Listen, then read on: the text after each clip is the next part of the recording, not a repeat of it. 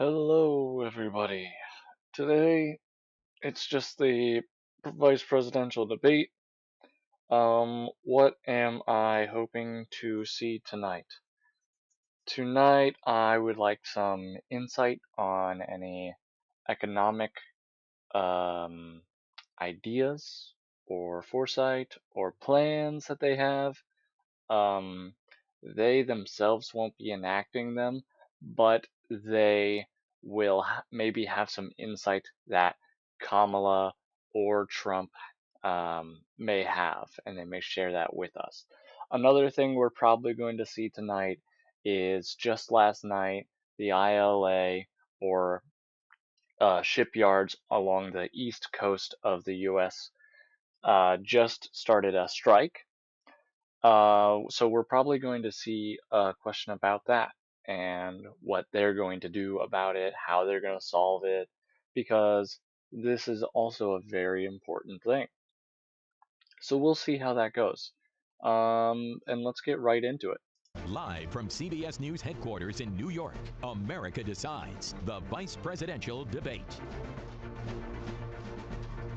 Good evening, I'm Nora O'Donnell, and thank you for joining us for tonight's CBS News Vice Presidential Debate. We want to welcome our viewers on CBS, on other networks here in the U.S. and around the world. We have a consequential night ahead, and our focus is the issues that matter to you, the voter. Let's introduce the candidates. Minnesota's Democratic Governor Tim Walz and Ohio's Republican Senator J.D. Vance, tonight meeting for the first time. I'm Margaret Brennan. In order to have a thoughtful and civil debate, these are the rules that both campaigns have agreed to. That's funny. Questions will be directed at one candidate, who will have 2 minutes to respond. The other candidate will be allowed 2 minutes for rebuttal. Then each candidate will get another minute to make further points, with an additional 1 minute each at the discretion of the moderator. The primary role of the moderators is to facilitate the debate between the candidates, enforce the rules, and provide the candidates with the opportunity to fact-check claims made by each other. CBS News reserves the right to mute the candidates' microphones to maintain decorum. We have not shared the questions or topics with the campaigns. The stage is set. Governor, Senator, thank you for joining us. Let's get started. Tonight, our country is facing several unfolding crises. The Middle East is on the brink of war. Americans are suffering from the catastrophic impact of Hurricane Helene. And now a labor strike as 25,000 dock workers from Maine to Texas are picketing. We're going to begin tonight with the Middle East. Margaret. Thank you, Nora. Earlier today, Iran launched its largest attack yet on Israel, but that attack failed, thanks to joint U.S. and Israeli defensive action. President Biden has deployed more than 40,000 U.S. military personnel and assets to that region over the past year to try to prevent a regional war. Iran is weakened, but the U.S. still considers it the largest state sponsor of terrorism in the world, and it has drastically reduced the time it would take to develop a nuclear weapon. It is down now to 1 or 2 weeks' time. Governor Walz, if you were the final voice in the Situation Room, would you support or oppose a preemptive strike by Israel on Iran? You have 2 minutes. Well, thank you, and thank you for those joining at home tonight. Let's keep in mind where this started. October 7th, Hamas terrorists massacred over 1,400 Israelis and took prisoners. Israel's ability to be able to defend itself is absolutely fundamental. Getting its hostages back, fundamental, and ending the humanitarian crisis in Gaza. But the expansion of Israel and its proxies is an absolute fundamental necessity for the United States to have the steady leadership there. You saw it experienced today, where along with our Israeli partners and our coalition, able to stop the incoming attack. But what's fundamental here is that steady leadership is going to matter. It's clear, and the world saw it on that debate stage a few weeks ago, a nearly 80-year-old Donald Trump talking about crowd sizes is not what we need in this moment. But it's not just that. It's those that were closest to Donald Trump that understand how dangerous he is when the world is this dangerous. His chief of staff, John Kelly, said that he was the most flawed human being he'd ever met. And both of his secretaries of defense and his national security advisors said he should be nowhere near the White House. Now, the person closest to them, Donald Trump, said he's unfit for the highest office. That was Senator Vance. What we've seen out of Vice President Harris is we've seen steady leadership. We've seen a calmness that is able to draw on the coalitions to bring them together. Understanding that our allies matter. When our allies see Donald Trump turn towards Vladimir Putin, turn towards North Korea, when we start to see that type of fickleness around holding the coalitions together, we will stay committed. And as the Vice President said today we will protect our forces and our allied forces, and there will be consequences. Governor, your time is up. Senator Vance, the same question. Would you support or oppose a preemptive strike by Israel on Iran? You have 2 minutes. So, Margaret, I want to answer the question. First of all, thanks, Governor. Thanks to CBS for hosting the debate. And thanks, most importantly, to the American people who are watching this evening and caring enough about this country to pay attention to this vice presidential debate. I want to answer the question, but I want to actually give an introduction to myself a little bit because I recognize a lot of Americans don't know who either one of us are. I was raised in a working class family. My mother required food assistance for periods of her life. My grandmother required Social Security help to raise me. And she raised me in part because my own mother struggled with addiction for a big chunk of my early life.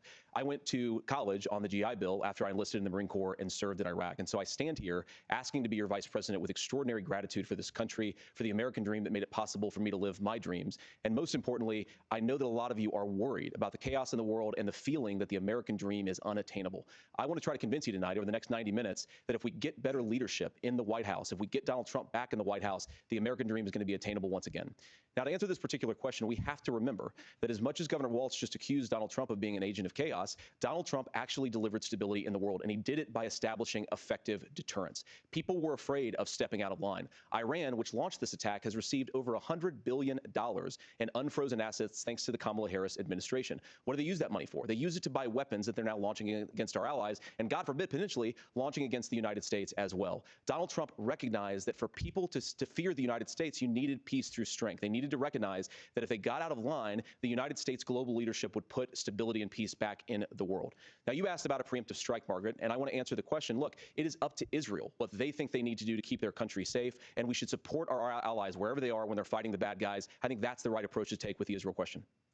Thank you, Senator. Governor Walz, do you care to respond to any of the allegations? Well, look, Donald Trump was in office. We'll sometimes hear a revisionist history, but when Donald Trump was in office, it was Donald Trump who we had a coalition of nations that had boxed Iran's nuclear program in, the inability to advance it. Donald Trump pulled that program and put nothing else in its place. So Iran is closer to a nuclear weapon than they were before because of Donald Trump's fickle leadership. And when Iran shot down an American aircraft in international airspace, Donald Trump tweeted, because that's the standard diplomacy of Donald Trump. And when Iranian missiles did fall near U.S. troops and they received traumatic brain injuries, Donald Trump wrote it off as headaches. Look, our allies understand that Donald Trump is fickle. He will go to whoever has the most flattery or where it makes sense to him. Steady leadership like you witnessed today, like you witnessed in April. Both Iranian attacks were repelled. Our coalition is strong, and we need the steady leadership that Kamala Harris is providing. Senator Vance, the U.S. did have a diplomatic deal with Iran to temporarily pause parts of its nuclear program, and President Trump did exit that deal. He recently said, just 5 days ago, the U.S. must now make a diplomatic deal with Iran because the consequences are impossible. Did he make a mistake? You have 1 minute. Well, first of all, Margaret, diplomacy is not a dirty word, but I think that's something that Governor Walz just said is quite extraordinary. You yourself just said Iran is as close to a nuclear weapon today as they have ever been. And Governor Walz, you blame Donald Trump, who has been the vice president for the last 3.5 years. And the answer is your running mate, not mine. Donald Trump consistently made the world more secure. Now, we talk about the sequence of events that led us to where we are right now, and you can't ignore October the 7th, which I appreciate Governor Walz bringing up. But when did Iran and Hamas and their proxies attack Israel? It was during the administration of Kamala Harris. So Governor Walz can criticize Donald Trump's tweets, but effective, smart diplomacy and peace through strength is how you bring stability back to a very broken world. Donald Trump has already done it once before. Ask yourself at home, when was the last time, I'm 40 years old, when was the last time that an American president didn't have a major conflict break out? The only answer is during the 4 years that Donald Trump was president. Gentlemen, we have a lot to get to. Nora? Margaret, thank you. Let's turn now to Hurricane Helene. The storm could become one of the deadliest. Hold on, I just want to. That was really good by Vance there. He spoke in a very confident way. Meanwhile, Waltz was kind of, how do I say this? Just look at him. He looks a little worried. He At the start of Vance's talking, he sounded robotic to me, very AI-like. Um, but he said something just a second ago. He said, who had been vice president for the past 3 years, and it was Kamala. That was a very strong point there. If he's looking for supporters, that was very good.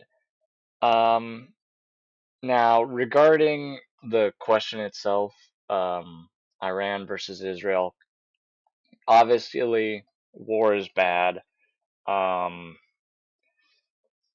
but I'm particularly not very interested in this. I think the U.S. should stay out of it. If Israel goes to war, we of course defend them or give them supplies if they need it against Iran. But personally, I think that they should stop messing with Hamas. Other than that, let's go on to the next question, which was forward. Yeah. Conflict breakout. The only answer is during the 4 years that Donald Trump was president. Gentlemen, we have a lot to get to. Nora? Margaret, thank you. Let's turn now to Hurricane Helene. The storm could become one of the deadliest on record. More than 160 people are dead and hundreds more are missing. Scientists say climate change makes these hurricanes larger, stronger, and more deadly because of the historic rainfall. Senator Vance, according to CBS News polling, 7 in 10 Americans and more than 60% of Republicans under the age of 45 favor the U.S. taking steps to try and reduce climate change. Senator, what responsibility would the Trump administration have to try and reduce the impact of climate change? I'll give you 2 minutes. Sure. So first of all, let's start with the hurricane because it's an unbelievable, unspeakable human tragedy. I just saw today actually a photograph of 2 grandparents on a roof with a 6-year-old child, and it was the last photograph ever taken of them because the roof collapsed and those innocent people lost their lives. And I'm sure Governor Walz joins me in saying our hearts go out to those innocent people, our prayers go out to them, and we want as robust and aggressive as a federal response as we can get to save as many lives as possible, and then of course afterwards to help the people in those communities rebuild. I mean, these are communities that I love. Some of them I know very personally in Appalachia, all across the Southeast. They need their government to do their job. And I commit that when Donald Trump is president again, the government will put the citizens of this country first when they suffer from a disaster. Now, Nora, you asked about climate change. I think this is a very important issue. Look, a lot of people are justifiably worried about all these crazy weather patterns. I think it's important for us, first of all, to say Donald Trump and I support clean air, clean water. We want the environment to be cleaner and safer. But one of the things that I've noticed some of our Democratic friends talking a lot about is a concern about carbon emissions, this idea that carbon emissions drives all of the climate change. Well, let's just say that's true, just for the sake of argument, so we're not arguing about weird science. Let's just say that's true. Well, if you believe that, what would you want to do? The answer is that you'd want to reshore as much American manufacturing as possible, and you'd want to produce as much energy as possible in the United States of America because we're the cleanest economy in the entire world. What have Kamala Harris's policies actually led to? More energy production in China, more manufacturing overseas, more doing business in some of the dirtiest parts of the entire world. And when I say that, I mean the amount of carbon emissions they're doing per unit of economic output. So if we actually care about getting cleaner air and cleaner water, the best thing to do is to double down and invest in American workers and the American people. And unfortunately, Kamala Harris has done exactly the opposite. Governor Walz, you have 2 minutes to respond. Well, we got close. I think both are very good speakers. I think right now Vance is a very good speaker. I'm gonna put this back on normal speed. I didn't know that I was on. No. But both are very good speakers. My one concern is that Kamala's presidency is kind of riding on the back of how this debate might go. And what I'm seeing is a very concerned Walz, Tim Walz.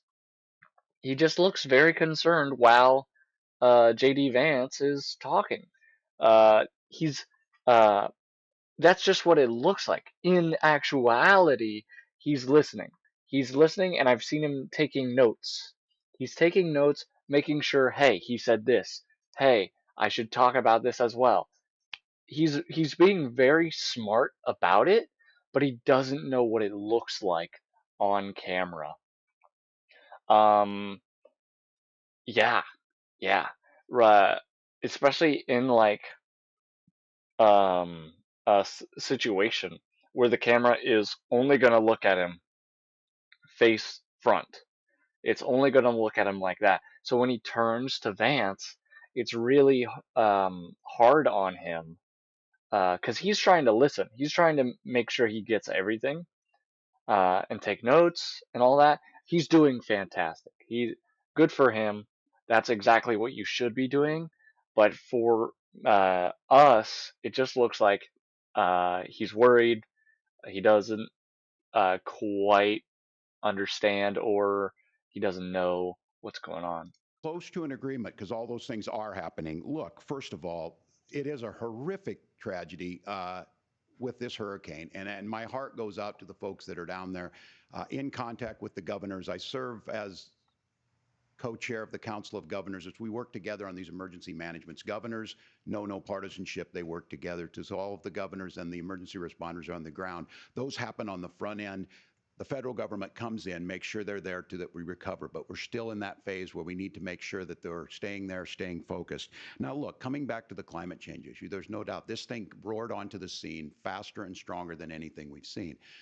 Senator Vance has said that there's a climate problem in the past. Donald Trump called it a hoax and then joked that these things would make more beachfront property to be able to invest in.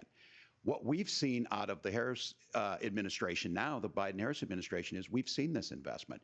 We've seen massive investments, the biggest in global history that we've seen in the Inflation Reduction Act, has created jobs all across the country. 2,000 in Jeffersonville, Ohio, taking the EV technology that we invented and making it here. 200,000 jobs across the country. The largest solar manufacturing plant in North America sits in Minnesota.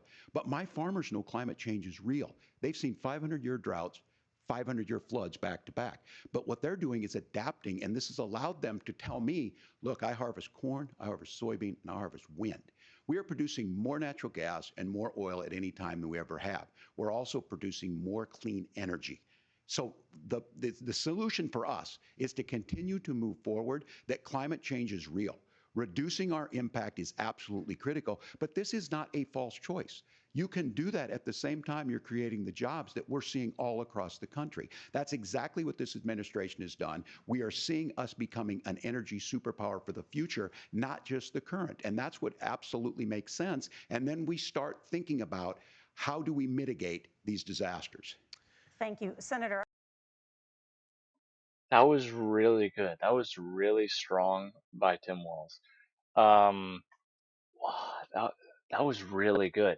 He wasn't attacking. He was just very strong in his speech. Very clear. That was, and he was saying, "Hey, you don't have to. I know this is what you think." Or he wasn't saying this is what you think, but he was alluding to the fact that some people think that, oh, solar and things like that take jobs. But he was very clear, very calm, perfect.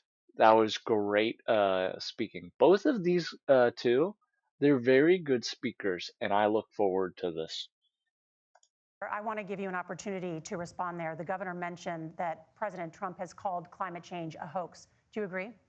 Well, look, what the president has said is that if the Democrats, in particular Kamala Harris and her leadership, if they really believe that climate change is serious, what they would be doing is more manufacturing and more energy production in the United States of America, and that's not what they're doing. So clearly, Kamala Harris herself doesn't believe her own rhetoric on this. If she did, she would actually agree with Donald Trump's energy policies. Now, something Governor Walz said I think is important to touch upon, because when we talk about clean energy, I think that's a slogan that often the Democrats will use here. And I'm talking, of course, about the Democratic leadership. And the real issue is that if you're spending hundreds of millions or even billions of dollars of American taxpayer money on solar panels that are made in China, number one, you're going to make the economy dirtier. We should be making more of those solar panels here in the United States of America. Some of them are, Tim, but a lot of them are being made overseas in China, especially the components that go into those solar panels. So if you really want to make the environment cleaner, you've got to invest in more energy production. We haven't built a nuclear facility, I think, one in the past 40 years. Senator. Natural gas, we got to invest more in it. Kamala Harris has done the opposite. That's raised energy prices and also meant that we're doing Senator, worse by the climate. your time is up. Governor, would you like to respond? Well, look, we're producing more natural gas than we ever have. There's no moratorium on that. We're producing more oil. But the folks know, and like I said again, these are not liberal folks. These are not folks that are Green New Deal folks. These are farmers that have been drought one year, massive flooding the next year. They understand that it makes sense. Look, our number one export cannot be topsoil from erosion from these massive storms. We saw it in Minnesota this summer. And thinking about how do we respond to that, we're thinking ahead on this. And what Kamala Harris has been able to do in Minnesota, we're starting to weatherproof some of these things. The infrastructure law that was passed allows us to think about mitigation in the future. How do we make sure that we're protecting by burying our power lines? How do we make sure that we're protecting lakefronts and things that we're seeing more and more of? But to call it a hoax and to take the oil company executives to Mar-a-Lago Say, give me money for my campaign, and I'll let you do whatever you want. We can be smarter about that, and an all-above energy policy is exactly what she's doing, creating those jobs right here. Governor, your time is up. The overwhelming consensus among scientists. Both of them are just really good debaters, really good speakers. What a very strong thing that Walz has been doing is saying, hey, these are not liberals, these are farmers. They are experiencing these things. They are saying, hey, we're also going to clean energy and things like that. This is our thing. That's a very strong thing that Tim is doing. Um, Now, if you saw, um, da da da, yeah, Vance also looks to the side, but he doesn't like go full 90 degrees, looking to the side like Walz does, which is perfectly. But he keeps his chest very straight on to the camera. Um, he, but it's easier for Tim to listen by going to the side, and it's just about how they present themselves. And sadly, when Tim is trying to listen to Vance, he just doesn't. It looks like he's worrying, but he's just listening. He's just listening, and it's a shame. I don't mean to yeah, I don't mean to hurt him or anything. That's just what it looks like. What else? How do I say this? It was very good that he also said, hey, Trump said it was a hoax, climate change isn't real. I think JD did a good rebuttal on it, just straying away from that whole thing, period. What else? What else? What else? Yeah, yeah. Um, oh yeah, he talked about how China is mass producing the solar energy, which is true. They are a very major exporter of solar panels because they make them cheap. It's one of their main um, exports, one of their main moneymakers, along with electric vehicles.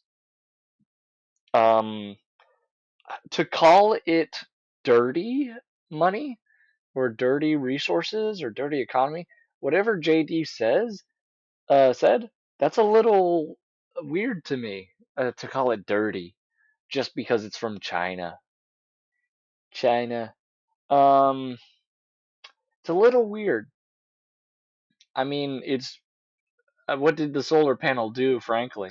Um, I do like how um, I don't like that Tim interrupted, but I do like that he was like, "That's not true." I do like how JD went along with it and said, "You're right.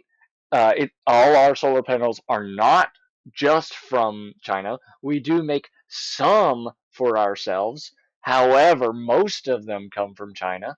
I like how they kept it like that. They kept it very simple and civil.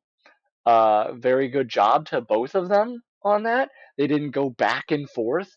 Um, I like how both of their mics are unmuted because they can be trusted unmuted.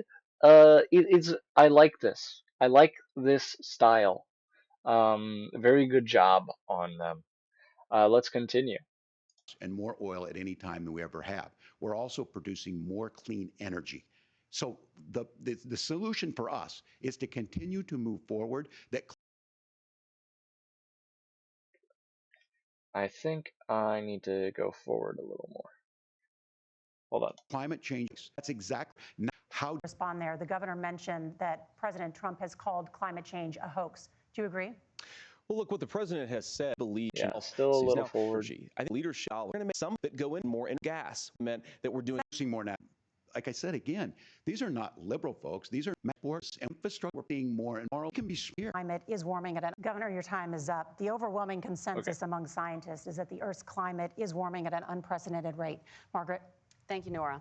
We're going to turn now to immigration. The crisis at the U.S.-Mexico border consistently ranks as one of the top issues for American voters.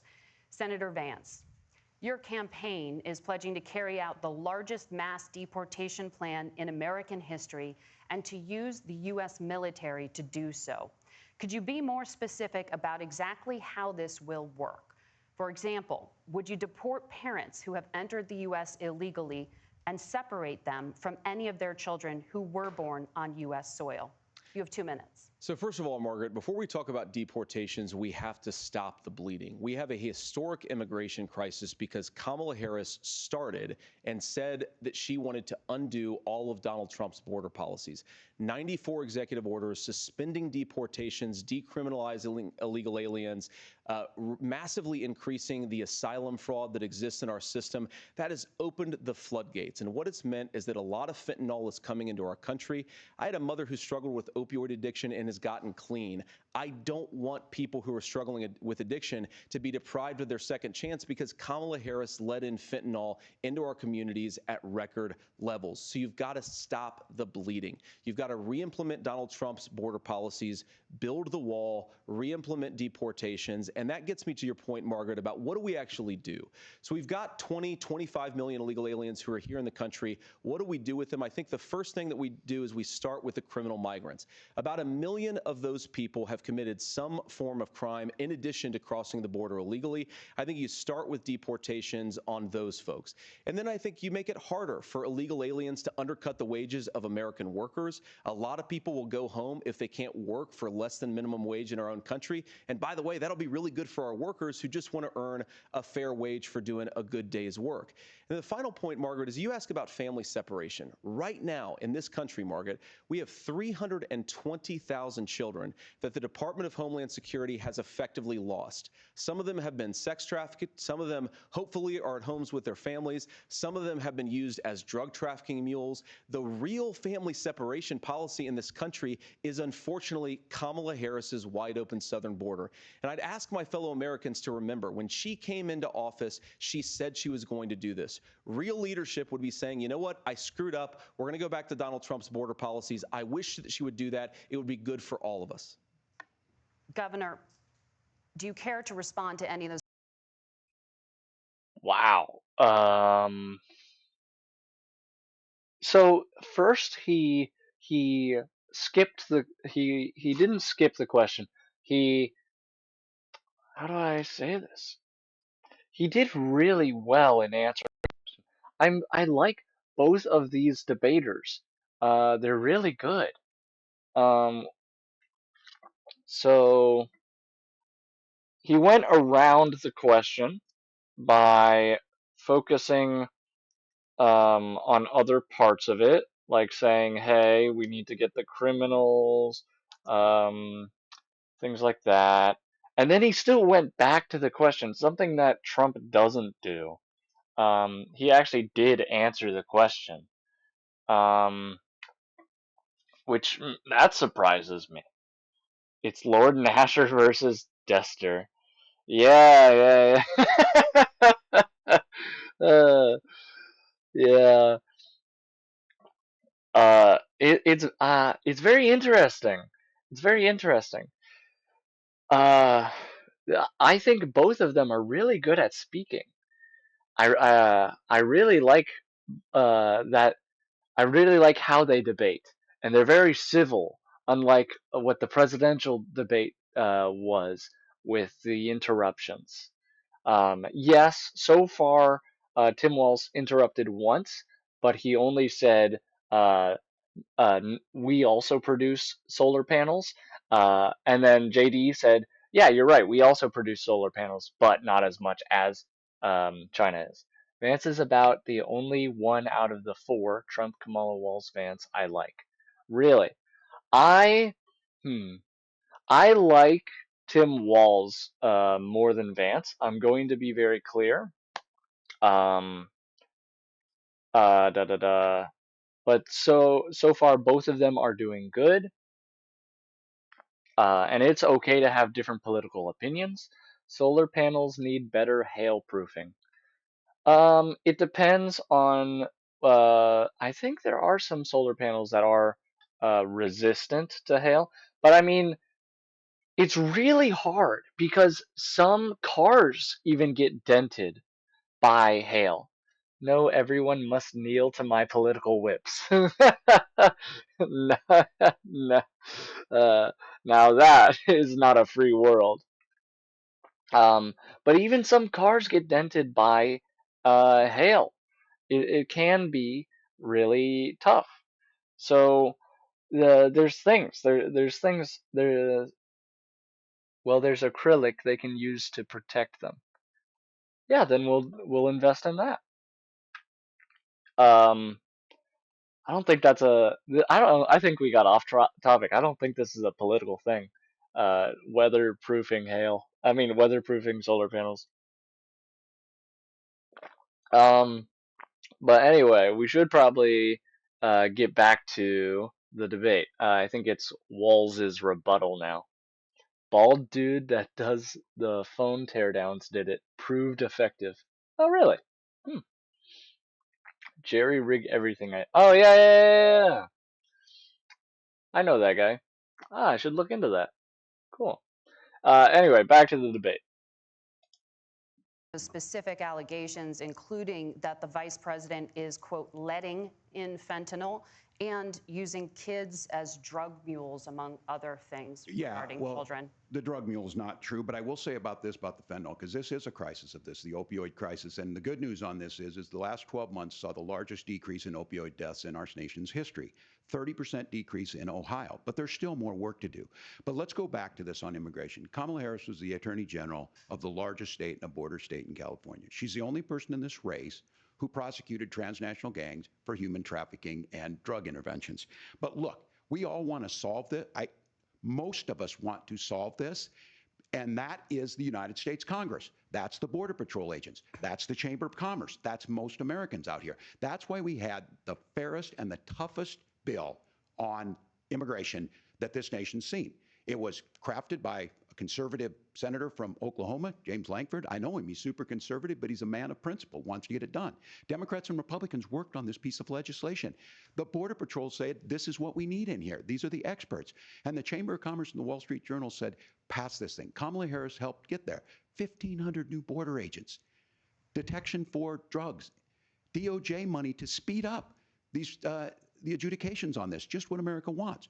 But as soon as I was getting ready to pass and actually tackle this, Donald Trump said no, told them to vote against it because it gives him a campaign issue. It gives him to, what would Donald Trump talk about if we actually did some of these things? And they need to be done by the legislature. You can't just do this through the executive branch. So look, we have the options to do this. Donald Trump had 4 years. He had 4 years to do this. And he promised you, America, how easy it would be. I'll build you a big, beautiful wall, and Mexico will pay for it. Less than 2% of that wall got built, and Mexico didn't pay a dime. But here we are again, 9 years after he came down that escalator, dehumanizing people and telling them what he was going to do. As far as the deportation plan, at one point, Senator Vance said it was so unworkable to be laughable. So that's where we're at. Pass the bill, she'll sign it. Governor, your time is up. Um,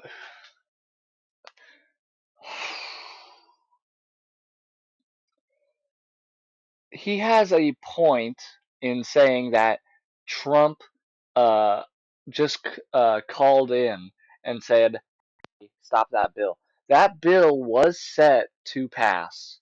It was going to pass.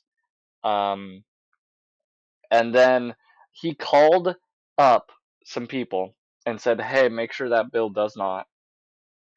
And then they listened to him. He was not in office at the time.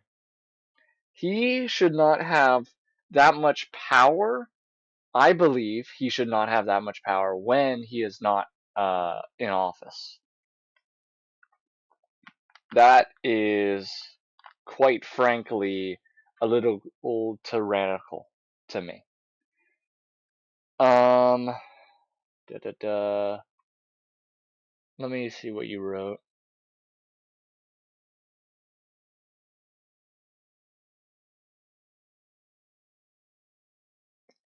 Yeah, a wall won't work. High-tech surveillance and rapid response would be more cost-effective and generally effective. Yes, I think so. I I also think that it should just be easier to immigrate into the country so that people don't have to illegally come in. I think it should be made easier because a lot of times it comes down to not enough staffing for things or not enough interpreters and things like that. There's not enough um, manpower on not in the security side, but in the administrative side or the uh, immigration side. There's not enough manpower there. That would be great.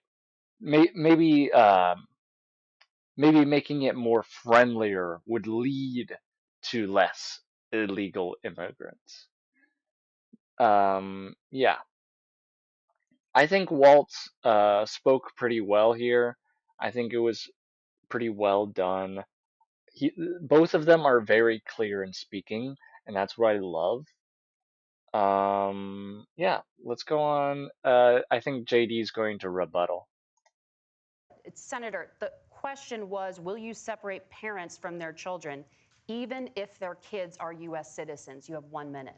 Margaret, my point is that we already have massive child separations thanks to Kamala Harris's open border. And I didn't accuse Kamala Harris of inviting drug mules. I said that she enabled the Mexican drug cartels to operate freely in this country. And we know that they use children as drug mules, and it is a disgrace, and it has to stop.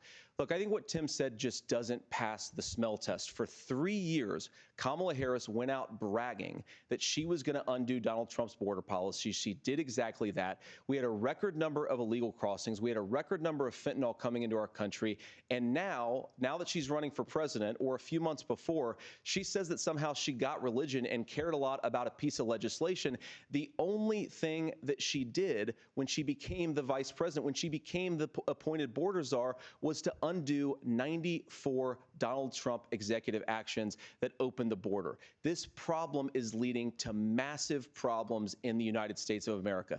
Parents who can't afford health care, schools that are overwhelmed. It's got to stop, and it will when Donald Trump is president again. Senator, your time is up. Governor, what about? Hmm. That was really quick for JD. I feel like I didn't even get much from it. Um, you think a prerequisite for citizenship would be at least one member of the family has to speak English on at least a remedial level. I think it would be prudent to have a translator in the family to avoid being taken advantage of by the system and employers. Okay, that makes sense. Um, you so you're saying, hey, in order to not be taken advantage of when you immigrate into the country, you would want a family to have at least somebody who can speak a remedial level of English. I understand where you are coming from. I see your side of things. However, I personally do not believe that because a lot of people don't just live in Mexico, which is on our border. A lot of people are coming from Honduras, Venezuela, Guatemala. People are coming from long ways away just to come to the U.S., the promised land that they want freedom of, that they want to be able to live their own happy lives in. Um, and they go all the way here, and then they just are stuck at the border. Duolingo is a free app. Duolingo is a free app. However, phones are not free. Computers are not free. Technology is not free. So you can't just say that, sadly. Um, Anyway, they're going all this way up to the border and they're getting stopped, and then they're left in Mexico with no family nearby, no money. nothing, no resources, don't even know where any housing is or how to get housing, and thus there's just a bunch of tents and people stuck at the border and told to leave with guns pointed at them. It's very, very sad at points. Well, people from Honduras aren't from the ice planet of Hoth, they have tech. Sadly, that's not always the case, especially when you're moving, um, especially changing places. Because uh, how are you gonna bring any money? How are you gonna? People don't always have these resources. They move for a reason. And I hope you understand that. Some places have terrible governments. Some places uh, just have poor infrastructure. Some people have military regimes. There's many different reasons why you leave a place. And sometimes people leave a place because they are poor and they think that they will be able to live in a better um, situation in the US. And they can't always afford phones. And plus, when you're moving and you're going long distances, how are they even going to pay for their phone? How are they going to pay the bills? And there are no programs which provide them support on the way. There are no programs which provide them support on the way. And a lot of the immigrants that are stuck on the border don't have cars. They walked all those miles across different countries just to go, okay, non-government organization. Ah, that's what you're saying. Okay, okay. Let me reread that in a second. They have no cars. They're walking all this way across countries just to get to the US. Um, and there are NGO programs, non-government organization programs, which provide them support on the way. They are not always, how do I say this? Very clear. They're not always very known by people.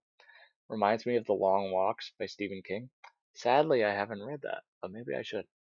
Um, a lot of things are not clear or are not known by a lot of people. There's many things that I didn't know until years later. Many organizations that the U.S. has. Read it. It's back when he wasn't afraid of pushing the envelope. Maybe I will. But there's a lot of things that people just don't know. Um, things that aren't just fully public. I mean, it's not like it's written on a billboard, hey, we're here to help with immigrating to the US. So it really, and even if it was, that's only in certain areas. Some people aren't in those areas. But it really depends. It really depends. Not everybody knows, hey, to find this organization. Yeah, sorry, that's all. Let's get back to that, but that's all I have to say for now. Our CBS News polling, which does show that a majority of Americans, more than 50%, support mass deportations. Look, we fix this issue with a bill that is necessary, but the issue on this is what happens when you don't want to solve it. You demonize it. And we saw this. And Senator Vance, and it surprises me on this, talking about and saying, I will create stories to bring attention to this. That vilified a large number of people who were here legally in the community of Springfield. The Republican governor said, it's not true, don't do it. There's consequences for this. There's consequences. We could come together. Senator Langford did it. We could come together and solve this if we didn't let Donald Trump continue to make it an issue. And the consequences in Springfield were the governor had to send state law enforcement to escort kindergartners to school.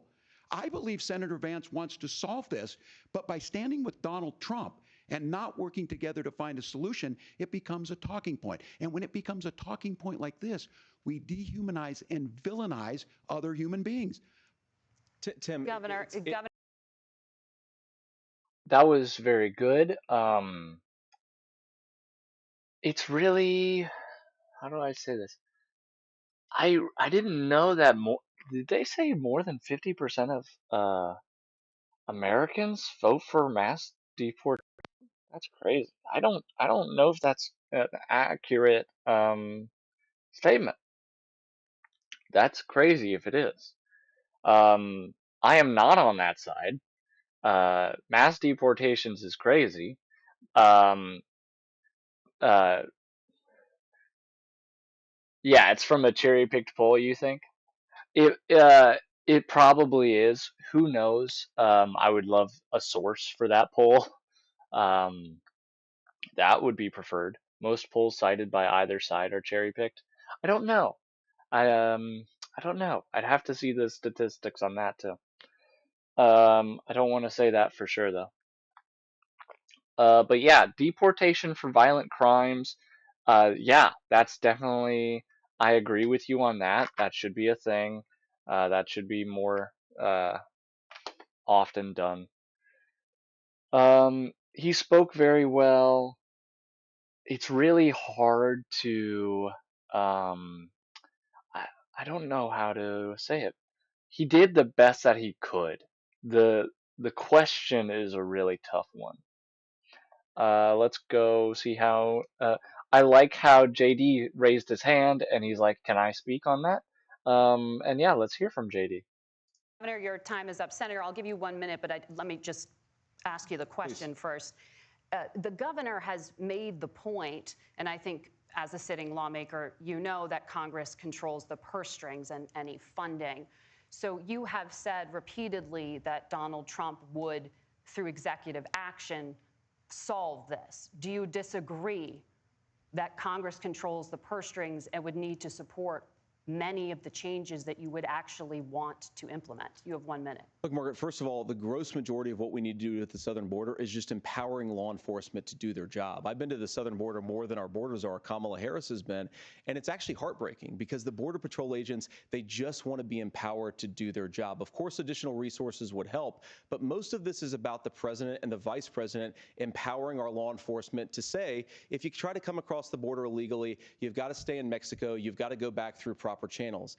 Now, Governor Walz brought up the community of Springfield, and he's very worried about the things that I've said in Springfield. Look, in Springfield, Ohio, and in communities all across this country, you've got schools that are overwhelmed, you've got hospitals that are overwhelmed, you've got housing that is totally unaffordable because we brought in millions of illegal immigrants to compete with Americans for scarce homes. The people that I'm most worried about in Springfield, Ohio, are the American citizens who have had their lives destroyed by Kamala Harris's open border. It is a disgrace, Tim, and I actually think, I agree with you. I think you want to solve this problem, but I don't think that Kamala Harris does. Senator, your time is up. Governor, you have 1 minute to respond. Yeah, well, it is law enforcement that asked for the bill. They helped craft it. They're the ones that supported it. That's because they know we need to do this. Look, this issue of continuing to bring this up, of not dealing with it, of blaming migrants for everything. On housing, we could talk a little bit about Wall Street speculators buying up housing and making them less affordable, but it becomes a blame. Look, this bill also gives the money necessary to adjudicate. I agree, it should not take 7 years for an asylum claim to be done. This bill gets it done in 90 days. Then you start to make a difference in this, and you start to adhere to what we know, American principles. I don't talk about my faith a lot, but Matthew 25:40 talks about, to the least amongst us you do unto me. I think that's true of most Americans. They simply want order to it. This bill does it. It's funded. It's supported by the people who do it. And it lets us keep our dignity about how we treat other people.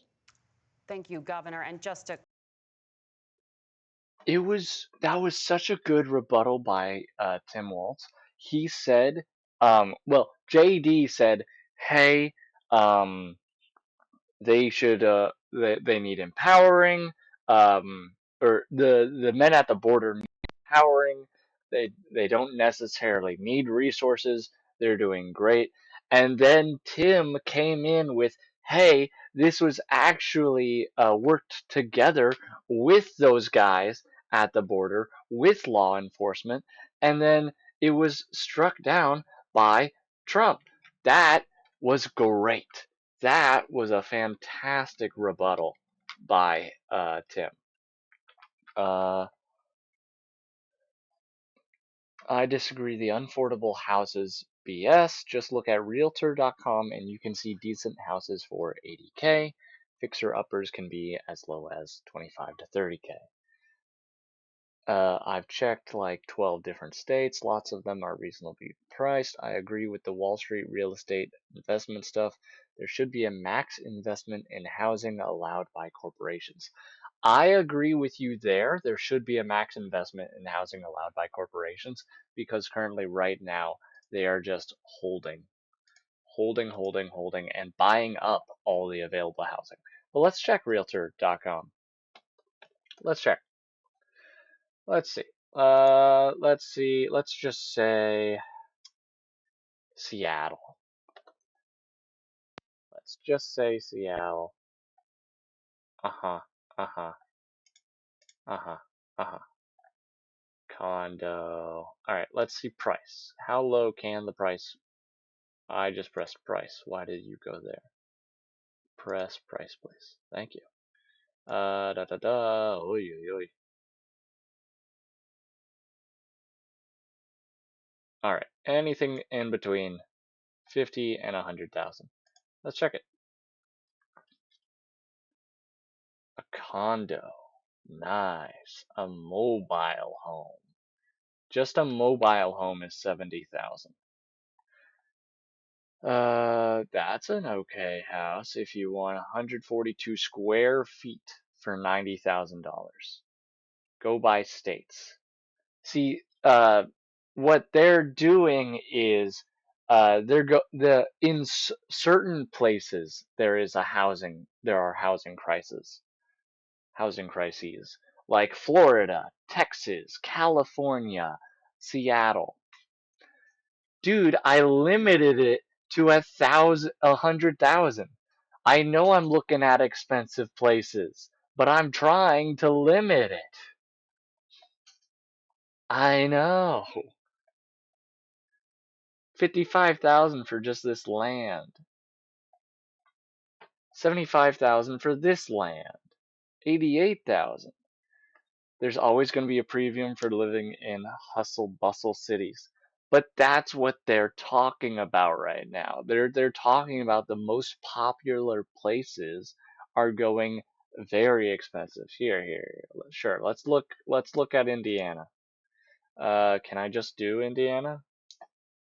Yeah, I can. Ooh, a farm. That's nice. A little rundown, but that's nice. This tiny little house for 180. This nice old house for 75 probably has asbestos. Um, that nice big land, 2 acres. Uh-huh, uh-huh.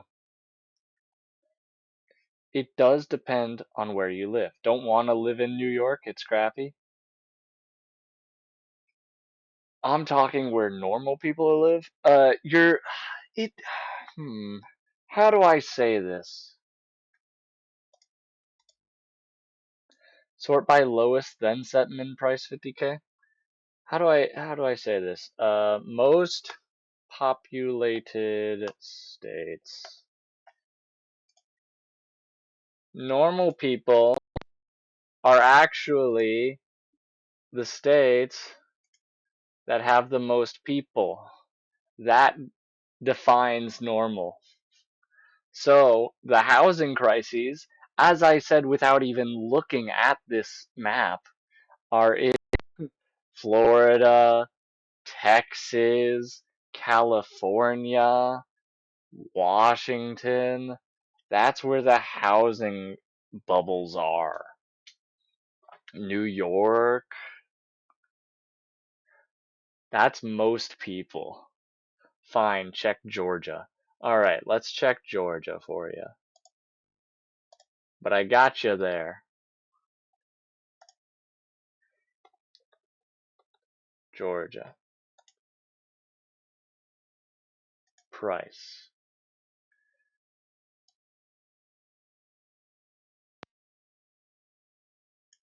That's pretty decent. That's a good Min price 50,000. Okay. Uh, let's just set it to 100. Sure. Done. That's all right. I wonder how far away it is from the city. That's a pretty foreclosure. Oh, that's not bad. I wonder if that's an accurate thing or if that's just a general thing.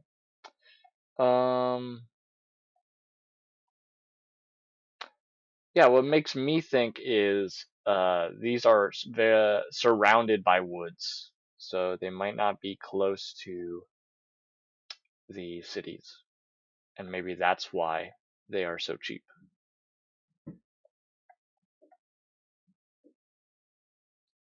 It's on Avalon, it's trash. Wow. That's so mean.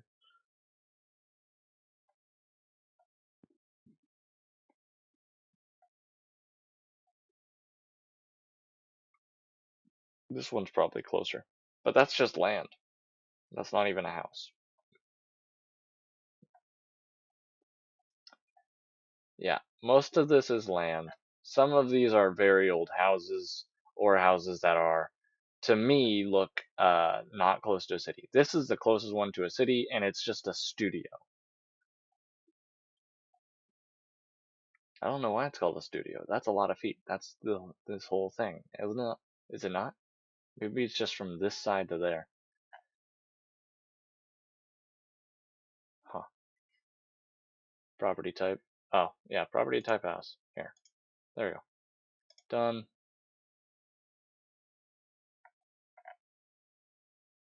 Uh-huh. Uh-huh. Uh-huh. Uh-huh.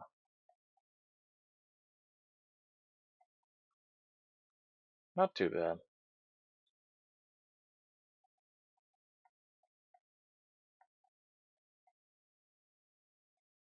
Yeah.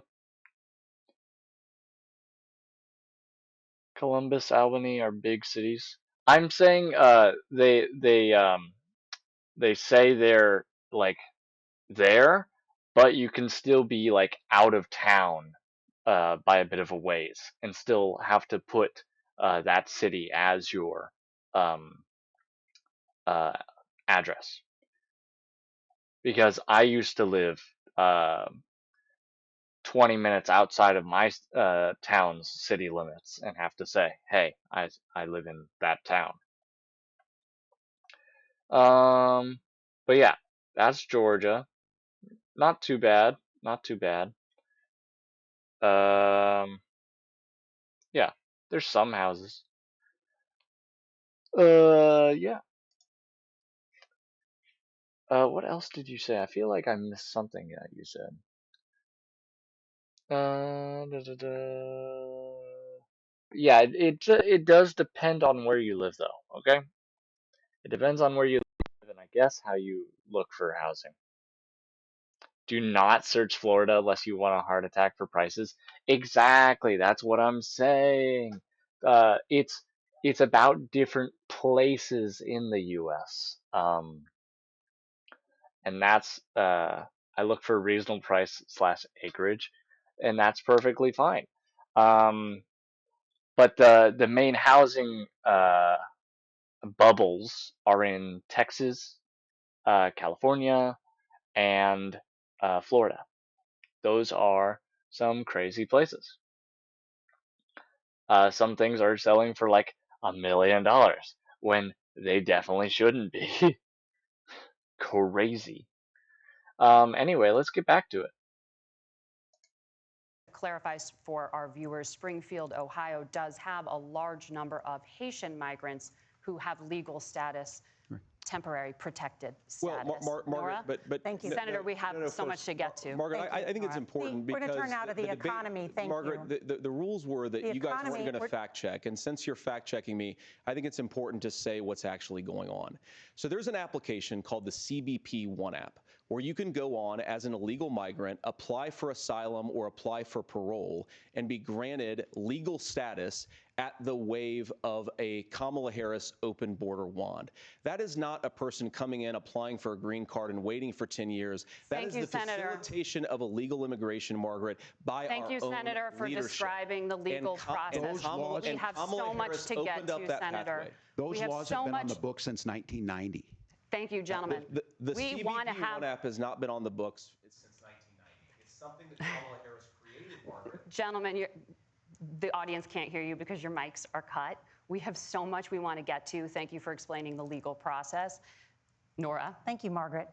The economy is a top concern for voters. Each of That was a little funny. That was a little funny. Can I just get a full thing of that again? You, Governor. And just to clarify for our viewers, Springfield, Ohio does have a large number of Haitian migrants who have legal status, temporary protected status. Well, Margaret, but thank you, Senator. We have so much to get to. Margaret, I think it's important because we're going to turn now to the economy. Thank you, Margaret. The rules were that you guys weren't going to fact check, and since you're fact checking me, I think it's important to say what's actually going on. So there's an application called the CBP One app, where you can go on as an illegal migrant, apply for asylum or apply for parole, and be granted legal status at the wave of a Kamala Harris open border wand. That is not a person coming in, applying for a green card and waiting for 10 years. That is the facilitation of illegal immigration, Margaret, by our own leadership. Thank you, Senator, for describing the legal process. We have so much to get to, Senator. He's saying that as a fact check, and I actually like that. That's helping illegal immigrants become legal immigrants. And he just said that Kamala opened up that pathway. That I actually like that decision by the government, and that probably should have been done way sooner. I actually really like that. Yeah, because that helps them. Because you can't just go out of the country and then legally immigrate again. No, it's helping people actually become legal, and don't have to do um, sketchy under the table things and things like that. They can actually get cards. I like that program, and I wish that that was better advertised to the public because I didn't even know that existed. Um, that's really cool. Um, I'm and I think it's okay that he fact checked them. Um, I'd agree with you if they were able to do proper background checks on the ones being brought in. I wonder how the system is set up. I don't know if they do or do not do background checks. They might look into them somehow. It's very, they might not. I don't know. I don't know their system. They might do an interview with them. They might talk with them. Um, but no matter what, once they do something bad, they should go to jail, and will probably maybe be deported. Um, but that's hoping that our system works in a perfect way. It's the government, they are inept. Um, sadly, in some aspects, they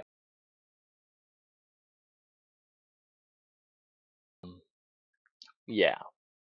But it's a very hopeful program, and I wish it was more advertised because there are some applications for things that are like my parents are illegal immigrants, or I am an undocumented person.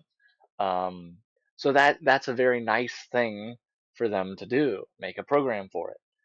I actually like his fact check. I am not an illegal. To Mars with you. To Mars with you. No, that's funny. But no.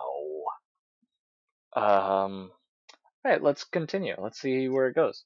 I think they said that they're going on to the economics next. which is what I am more interested in. I don't know. Your English is a little too perfect. Wow, how did you figure it out? Those We have laws have so been on the much. books since 1990.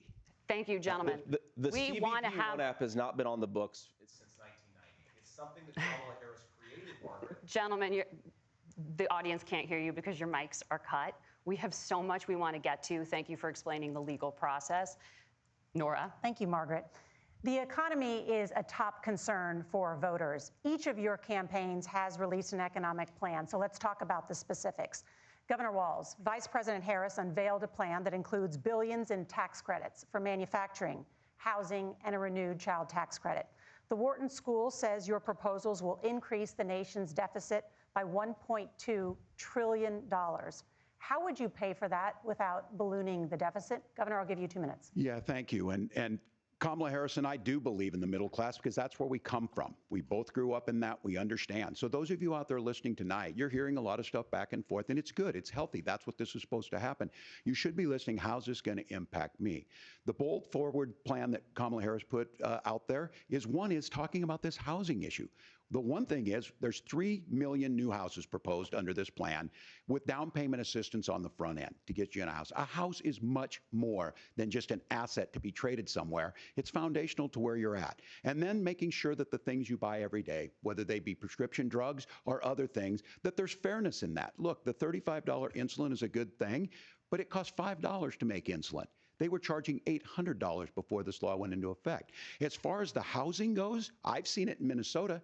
12% more houses in Minneapolis, prices went down on rent 4%. It's working. And then making sure tax cuts go to the middle class. $6,000 child tax credit, we have one in Minnesota, reduces childhood poverty by 1/3. We save money in the long run, and we do the right thing for families. And then getting businesses off the ground. The law as it stands right now is $5,000 tax credit for small business, increasing that to $50,000. Now, this is a philosophical difference between us. Donald Trump made a promise, and I'll give you this, he kept it. He took folks to Mar-a-Lago, said, you're rich as hell, I'm going to give you a tax cut. He gave the tax cuts that predominantly went to the top class. What happened there was an $8 trillion increase in the national debt, the largest ever. Now he's proposing a 20% consumption or sales tax on everything we bring in.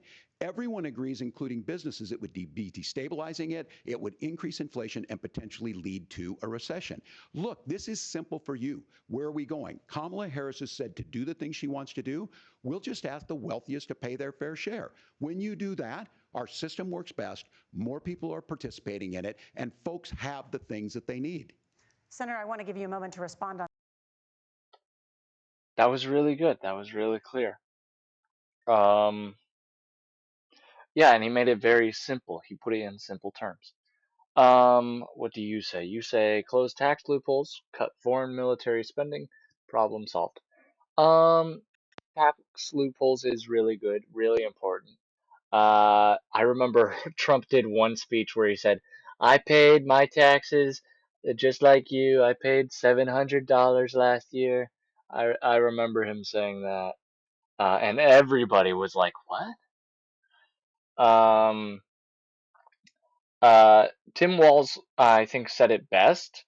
Make the rich pay their fair share. And I completely agree. They need to be taxed more. Companies need to be taxed more. It's ridiculous. And stop the tax loopholes. Also, audit the Pentagon. Um, it'd be auditing the Pentagon. That's a bit crazy because the Pentagon has so much classified information. You'd have to make sure that the IRS auditor is allowed to know that classified spending. Like they can't just say, "Oh, it went to classified military operations." They need to know specifics. There are special counsels with clearance. I guess. I guess you'd have to do that. I don't know if the Pentagon really needs to be looked into for auditing. Yeah, I'm sure they do spend a lot, but I don't think they spend a lot. I think I'm more interested in auditing the rich, um, such as Trump, and such as, I don't know, Jeff Bezos, Elon Musk. There's like a lot of billionaires and millionaires out there, um, that should be audited. I don't know. I feel like that is more of what I would want to see done than the Pentagon. Oh, the Pentagon has been audited? That's hilarious. Oh, you listen to Reuters, or you read Reuters as well? It has failed the last 6 audits. That's so funny. They have yet to address where the money went. That's awesome. That's so good. The Pentagon has yet to address where the money went. Put that on a sticker. Oh, that's great. Ah, that's fantastic. $3.8 trillion in assets and $4 trillion in liabilities. So they're missing $0.2 trillion in assets, basically, because they don't have shareholder equity. Makes you scratch your head, eh? Listen. It's just $200 billion. I mean, who could do what with that much money? I mean, come on. It's like a penny. $200 billion.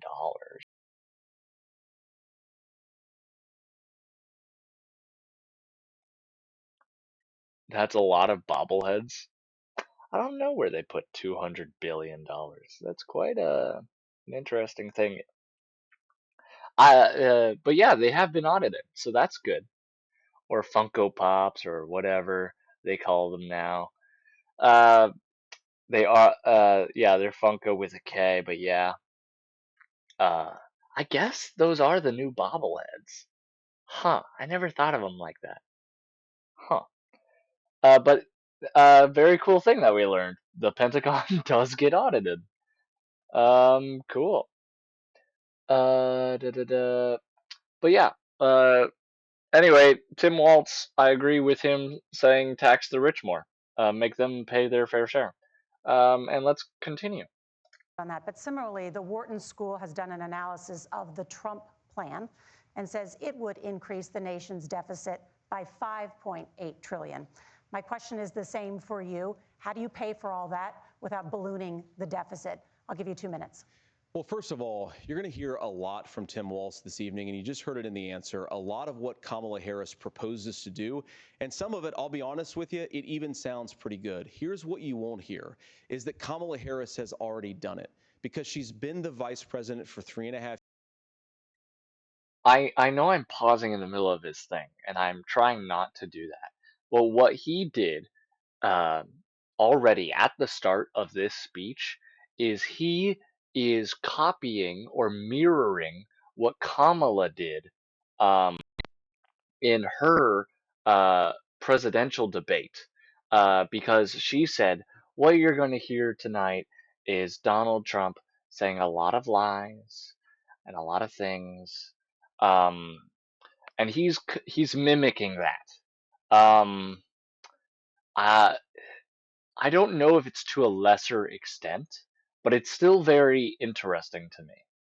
I think tax them more is non-starter for most people. Maybe rephrasing it to close the rich loopholes will make it more palatable. Hmm. It will. Hmm. Close the rich loopholes will make it more palatable. I think. Uh. Hmm. No one likes the idea of more taxes. That's true. That's true. I think what would be even more palatable would be, um, make them pay their fair share. But I don't know. because it also still sounds like make them pay more.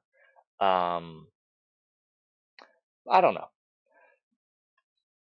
Close the rich loopholes kind of has like a limit. Um, like, hey, we'll close the loopholes, but after that, if they're still not paying enough, we're done. I don't know. I don't know. We'll see. I don't know. I'm gonna restart his speech real quick, just to give him his full thing. With the fair share bit, they can claim, well, you don't like it, change the laws. Hmm. Hmm. Hmm. Hmm. I think the fair share bit is, hey, let's change the laws to make it a fair share. It's an easy bulwark. Okay, okay, that's fair. I didn't notice that I was not full screen. Oh yeah, that's because I went to the other tab, the realtor.com. Yes, quite so. Let's continue. That without ballooning the deficit. I'll give you 2 minutes. Well, first of all, you're going to hear a lot from Tim Walz this evening, and you just heard it in the answer. A lot of what Kamala Harris proposes to do, and some of it, I'll be honest with you, it even sounds pretty good. Here's what you won't hear, is that Kamala Harris has already done it.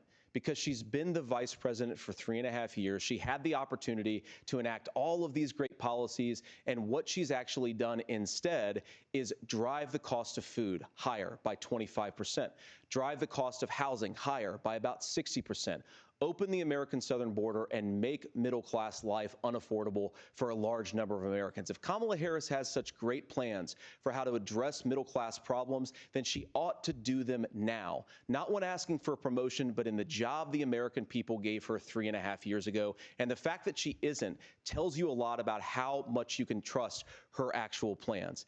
Now, Donald Trump's economic plan is not just a plan, but it's also a record. A lot of those same economists attack Donald Trump's plans, and they have PhDs, but they don't have common sense and they don't have wisdom, because Donald Trump's economic policies delivered the highest take-home pay in a generation in this country, 1.5% inflation, and to boot, peace and security all over the world. So when people say that Donald Trump's economic plan doesn't make sense, I say look at the record. He delivered rising take-home pay for American workers. Now, Tim admirably admits that they want to undo the Trump tax cuts. But if you look at what was so different about Donald Trump's tax cuts, even from previous Republican tax cut plans, is that a lot of those resources went to giving more take-home pay to middle-class and working-class Americans. It was passed in 2017, and you saw an American economic boom unlike we've seen in a generation in this country. That is a record that I'm proud to run on, and we're going to get back to that common sense wisdom so that you can afford to live the American dream again. I know a lot of you are struggling. I know a lot of you are worried about paying the bills. It's going to stop when Donald Trump brings back common sense to this country. Governor, do you want to respond to that? What has Kamala Harris done for the middle class? Yeah, well, Kamala Harris's day one was Donald Trump's failure on COVID that led to the collapse of our economy. We were already before COVID in a manufacturing recession, but 10 million people out of work, largest percentage since the Great Depression. 9 million jobs closed on that. That was day one, whether it was the Infrastructure Act or other things we moved. Now, you made a question about experts, said this. I've made a note of this. Economists can't be trusted. Science can't be trusted. National security folks can't be trusted. Look, if you're going to be president, you don't have all the answers. Donald Trump believes he does. My pro tip of the day is this. If you need heart surgery, listen to the people at the Mayo Clinic in Rochester, Minnesota, not Donald Trump. And the same thing goes with this. And I ask you out there, teachers, nurses, truck drivers, whatever, how is it fair that you're paying your taxes every year and Donald Trump hasn't paid any federal tax in the last 15 years? And the last year as president. That's what's wrong with the system. There's a way around it, and he's bragged about that. We're just asking for fairness in it, and that's all you want. You have a minute. Governor, you say trust the experts. Hmm. Yeah. Uh, both of them. I I like that this is an actual debate. I like that this is very simple. Um, there's been like two little instances. One where Tim was like, "No, that's not true about solar panels." and then another with JD trying to correct or fact checking the fact check, which even Trump did. He was fact checking fact checks. Um, it's very, yeah, it's very interesting. What you said, the vice president isn't responsible for legislation, you think, um, and you don't even like defending Kamala. And I agree. I agree. They aren't, unless you're Dick Cheney. And we had a little gaffe in the chat. Uh, um, but it's just a very how do I? Everything's a little complicated in this. Let's continue. Let's continue. But those same experts for 40 years said that if we shipped our manufacturing base off to China, we'd get cheaper goods. They lied about that. They said if we shipped our industrial base off to other countries, to Mexico and elsewhere, it would make the middle class stronger. They were wrong about that. They were wrong about the idea that if we made America less self-reliant, less productive in our own nation, that it would somehow make us better off, and they were wrong about it. And for the first time in a generation, Donald Trump had the wisdom and the courage to say to that bipartisan consensus, we're not doing it anymore. We're bringing American manufacturing back. We're unleashing American energy. We're going to make more of our own stuff. And this isn't just an economic issue. I mean, I've got 3 beautiful little kids at home, 7, 4, and 2, and I love them very much, and I hope they're in bed right now. But look, so many of the drugs, the pharmaceuticals that we put in the bodies of our children are manufactured by nations that hate us. This has to stop, and we're not going to stop it by listening to experts. We're going to stop it by listening to common sense wisdom, which is what Donald Trump governed on. Senator, your time is up. Governor Walz, can you address that? I mean, voters say they trust Donald Trump on the economy more. Why? Well, if you're listening tonight and you want billionaires to get tax cuts, you heard what the numbers were. Look, I'm a union guy on this. I'm not a guy who wanted to ship things overseas, but I understand that, look, we produce soybeans and corn. We need to have fair trading partners. That's something that we believe in. I think the thing that most concerns me on this is Donald Trump was the guy who created the largest trade deficit in American history with China. So the rhetoric is good. Much of what the senator said right there, I'm in agreement with him on this. I watched it happen too. I watched it to my communities, and we talked about that. But we had people undercutting the right to collectively bargain. We had right to work states made it more difficult. We had companies that were willing to ship it over, and we saw people profit. Folks that are venture capital in some cases, putting money into companies that were overseas. We're in agreement that we bring those home. The issue is Donald Trump is talking about it. Kamala Harris has a record, 250,000 more manufacturing jobs just out of the IRA. May I respond to that? Yes. So appreciate that. So if you notice, what Governor Walz just did is he said, first of all, Donald Trump has to listen to the experts. And then when he acknowledged that the experts screwed up, he said, well, Donald Trump didn't do nearly as good of a job as the statistics show that he did. So what Tim Walz is doing, and I honestly, Tim, I think you got a tough job here, because you've got to play whack-a-mole. You've got to pretend that Donald Trump didn't deliver rising take-home pay, which of course he did. You've got to pretend that Donald Trump didn't deliver lower inflation, which of course he did. And then you simultaneously got to defend Kamala Harris's atrocious economic record, which has made gas, groceries, and housing unaffordable for American citizens. I was raised by a woman who would sometimes go into medical debt so that she could put food on the table in our household. I know what it's like to not be able to afford the things that you need to afford. We can do so much better. To all of you watching, we can get back to an America that's affordable again. We just got to get back to common sense economic principles. I hope we have a conversation on health care then. Senator, Governor. Please. Thank you. Margaret? We have a lot to get to ahead, gentlemen. I think that was. I feel like I need to I feel like I need to re-listen to that for both of their talks for a sec. I just want to make sure. On the economy more. Why? Well, if you're listening tonight Warden and is big you want brain billionaires stuff. to get tax cuts, you heard what the numbers were.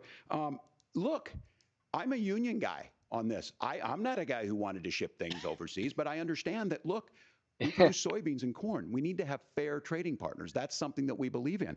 I think the thing that most concerns me on this is Donald Trump was the guy who created the largest trade deficit in American history with China. So the rhetoric is good. Much of what the senator said right there, I'm in agreement with him on this. I watched it happen too. I watched it to my communities, and we talked about that. But We had people undercutting the right to collectively bargain. We had right to work states made it more difficult. We had companies that were willing to ship it over, and we saw people profit. Folks that are venture capital in some cases, putting money into companies that were overseas. We're in agreement that we bring those home. The issue is Donald Trump is talking about it. Kamala Harris has a record, 250,000 more manufacturing jobs just out of the IRA. May I respond to that? Yes. So appreciate that. So Very strong if you point notice, by what Governor Walz Tim. just did is he said, first of all, Donald Trump has to listen to the experts. And then when he acknowledged that the experts screwed up, he said, well, Donald Trump didn't do nearly as good of a job as the statistics No, that's a gross show generalization. that he did. So what Tim Walz is doing, and I honestly, Tim, I think you got a tough job here because you've got to play whack-a-mole. You've got to pretend that Donald Trump didn't deliver rising take-home pay, which of course he did. You've got to pretend that Donald Trump didn't deliver lower inflation, which of course he did. And then you simultaneously got to defend Kamala Harris's atrocious economic record, which has made gas, groceries, and housing unaffordable for American citizens. I was raised by a woman who would sometimes go into medical debt so that she could put food on the table in our household. I know So, what it's as we like spoke to earlier, not she be able doesn't to afford the really things that you need to affect afford. the We can do legislation. so She much can't really better. To all of you watching, affect we can get back to inflation. an America that's affordable again. We just got to get back to common sense economic principles. I hope we have a conversation on health care then. Senator, Governor. Please. I like Tim's thing. Tim looks nervous, like he drank too much coffee on an empty stomach. Yeah, before you came, I was actually talking about how nervous he looked. And it's actually not about, he actually is nervous. I don't think he's nervous. What he's doing is he's just turning more to the side to be able to listen to J.D. Vance more. And his face just naturally looks nervous in this case. Uh, it's him just trying to listen better. Look at his eyes. You're right. You're right. Thank you, But Margaret. those aren't nervous. We have a lot to get to. Those are the eyes of fear. No, no, no. They're not. I don't think he's afraid. I think, if anything, uh, maybe he's concerned about how this debate will affect standings. Um, his look is not winning right now. I was talking about this earlier. He's turning to the side to look at JD. JD, meanwhile, is like doing a 45-degree turn versus Tim's 90-degree turn, and he just looks so much calmer. Walz was the weakest choice. I don't know. I personally like Walz. I think I personally like what he's done with his state. If you've looked into what he's done. Uh, is he Minnesota? I think he's Minnesota. Tim Walz. Or is he Michigan? He's Minnesota, yeah. Uh, what you don't know, I will show you a video. After this debate, still here, I will show you a video. I hate Shapiro's demeanor, but he would have been mopped the floor with Vance. The thing with Shapiro is, I don't know anything about Shapiro as well. I didn't know about Tim Walz before this either. But the thing about Shapiro is he reminds me of Ben Shapiro. Um, I don't know. I don't know anything about Shapiro. I should also look into him though. But there's a video that I would love to show you about Walz, and about what he's done after we go through all of this. If you're still here, you don't have to be here. I'm not forcing you to be here. I can close this window and that window. He was the one who said Trump would never win Pennsylvania. Then magically Trump lost it. Tinfoil hat. um, I don't know. I think some things are more neutral than others. Pennsylvania, is Pennsylvania a swing state? Um, look up Shapiro. Shapiro.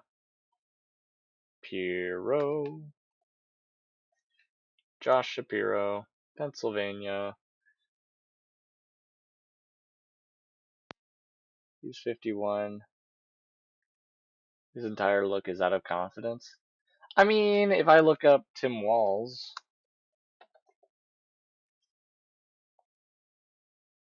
Do you not find confidence in that? Like he won't lay down and take it? I don't know. I don't know.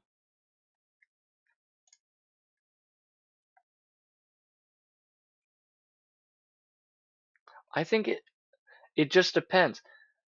Right now, all these pictures are when Tim is like perfectly fine and talking. That's when you take pictures. You don't take a picture of a guy who's getting a beating. Walls looks like he would give you his lunch money just so you wouldn't bully him. No, look up an interview.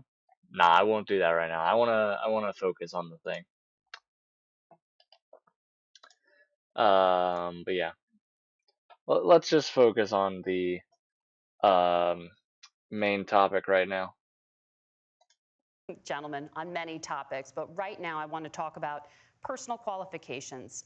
The vice president is often the last voice the president hears before making consequential decisions. We want to ask you about your leadership qualities. Governor Walz, you said you were in Hong Kong during the deadly Tiananmen Square protests in the spring of 1989. But Minnesota Public Radio and other media outlets are reporting that you actually didn't travel to Asia until August of that year. Can you explain that discrepancy? Yeah, well, and to the folks out there who didn't get at the top of this, look, I grew up in small rural Nebraska, town of 400, town that you rode your bike with your buddies till the streetlights come on, and I'm proud of that service. I joined the National Guard at 17, worked on family farms, and then I used the GI Bill to become a teacher, passionate about it, a young teacher.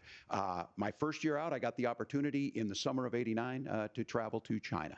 35 years ago, be able to do that. I came back home and then started a program to take young people there. We would take basketball teams, we would take baseball teams, we would take dancers, and we would go back and forth to China. The issue for that was to try and learn. Now look, my community knows who I am. They saw where I was at. Look, I will be the first to tell you, I have poured my heart into my community. I've tried to do the best I can, but I've not been perfect. And I'm a knucklehead at times, but it's always been about that. Those same people elected me to Congress for 12 years. And in Congress, I was one of the most bipartisan people, working on things like farm bills that we got done, working on veterans benefits. And then the people of Minnesota were able to elect me to governor twice.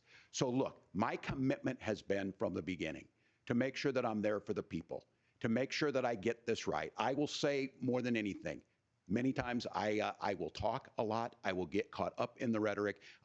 But being there, the impact it made, the difference it made in my life, I learned a lot about China. I hear the critiques of this. I would make the case that Donald Trump should have come on one of those trips with us. I guarantee you he wouldn't be praising Xi Jinping about COVID. And I guarantee you he wouldn't start a trade war that he ends up losing. So this is about trying to understand the world. It's about trying to do the best you can for your community. And then it's putting yourself out there and letting your folks understand what it is. My commitment, whether it be through teaching, which I was good at, or whether it was being a good soldier or was being a good member of Congress, those are the things that I think are the values that people care about. Governor, just Oh, I think she's actually gonna make it clear. to follow up on that, the question was, can you explain the discrepancy? All I said on this was I got there that summer and misspoke on this. So I will just, that's what I've said. Okay, yeah. He's admitting that he was wrong. Yeah. That was a pretty straightforward thing. I'm glad that he's saying that he misspoke. I'm glad he's being very clear about it. He wasn't. His whole speech wasn't very clear about it. He said sometimes I'm a knucklehead. Um, and with that, I was like, oh, okay, he's admitting that he was wrong. But that may not be clear for everybody, and that's why they had to rephrase and restate the question. Honestly, sounds like wood salad getting tossed in an effort to avoid admitting directly he wasn't there. How does one misspeak about being there? To be fair for him, to be fair, let's look up how long ago Tiananmen Square was. To be fair to him, 1989. How long ago was 1989. Uh, in years, please. In years, you gosh darn thing.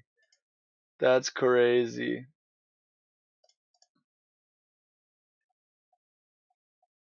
Oh, why have you done this? Oh, it's right here. 34 years. That's over half of his life. He's not saying that he saw the massacre. He's saying that he was there at the time of the massacre. That's what he would that's what he said. He didn't see it. Yeah. Ah. How old is Tim Walz? I still have his thing. Yeah, that's over half of his lifetime ago. Was he driving the tank? No, he was not driving the tank. That's such a stupid message. Was he driving the tank? 34 years ago. Okay, just checking. uh, yeah, that's over half of his life. That's a very long time ago. It's okay. I would forgive him for misremembering. Like I wouldn't know if I was there in the spring or the summer or the fall of that year.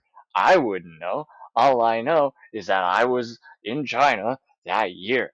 Oh no. Um, so he got caught on that little thing.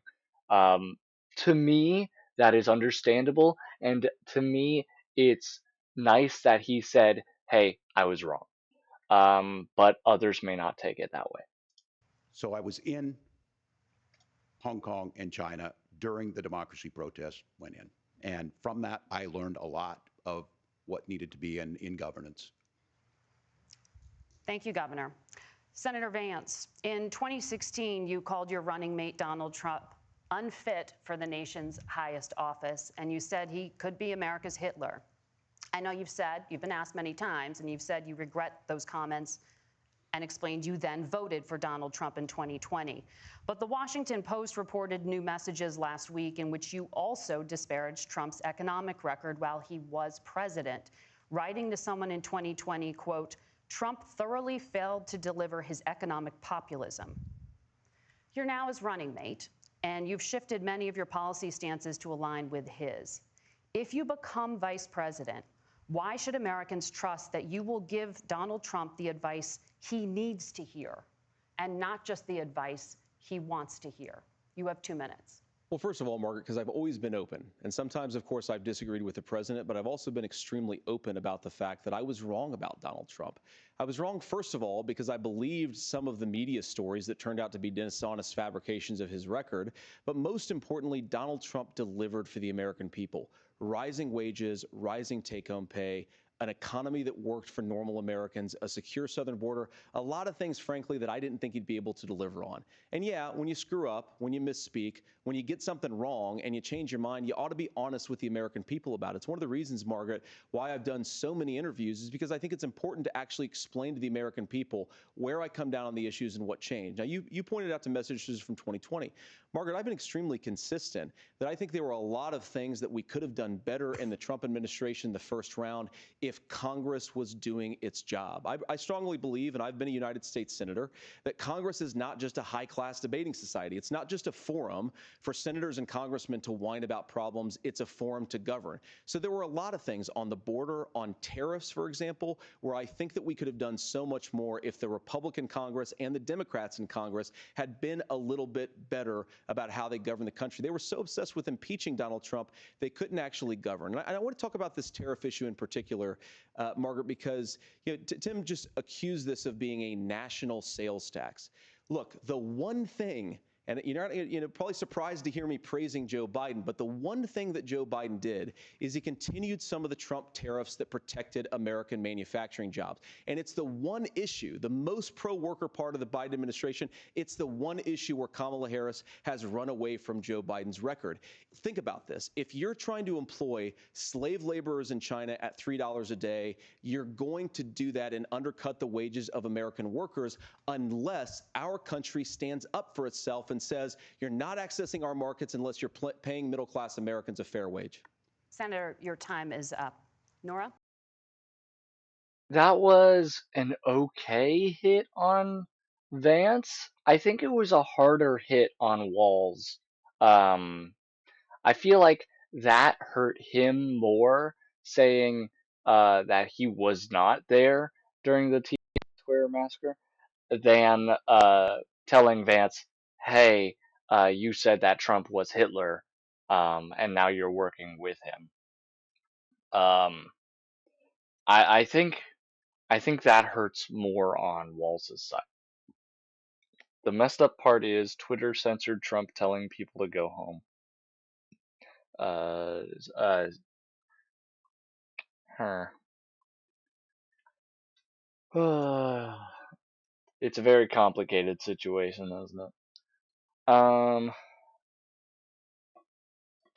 Maybe I should. Everything's very complicated. Also, I don't think they could even check Twitter at the time. I think they were too busy. I think that would be a very bad way to communicate to people what to do when they're all doing that. Anyway, let's continue. Thank you. Now to the issue of reproductive rights.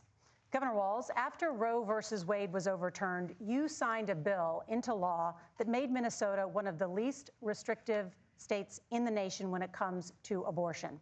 Former President Trump said in the last debate that you believe abortion, quote, in the 9th month is absolutely fine. Yes or no? Is that what you support? I'll give you 2 minutes. That's not what the bill says, but look, this issue is what's on everyone's mind. Donald Trump put this all into motion. He brags about how great it was that he put the judges in and overturned Roe versus Wade, 52 years of personal autonomy. And then he tells us, oh, we send it to the states. It's a beautiful thing.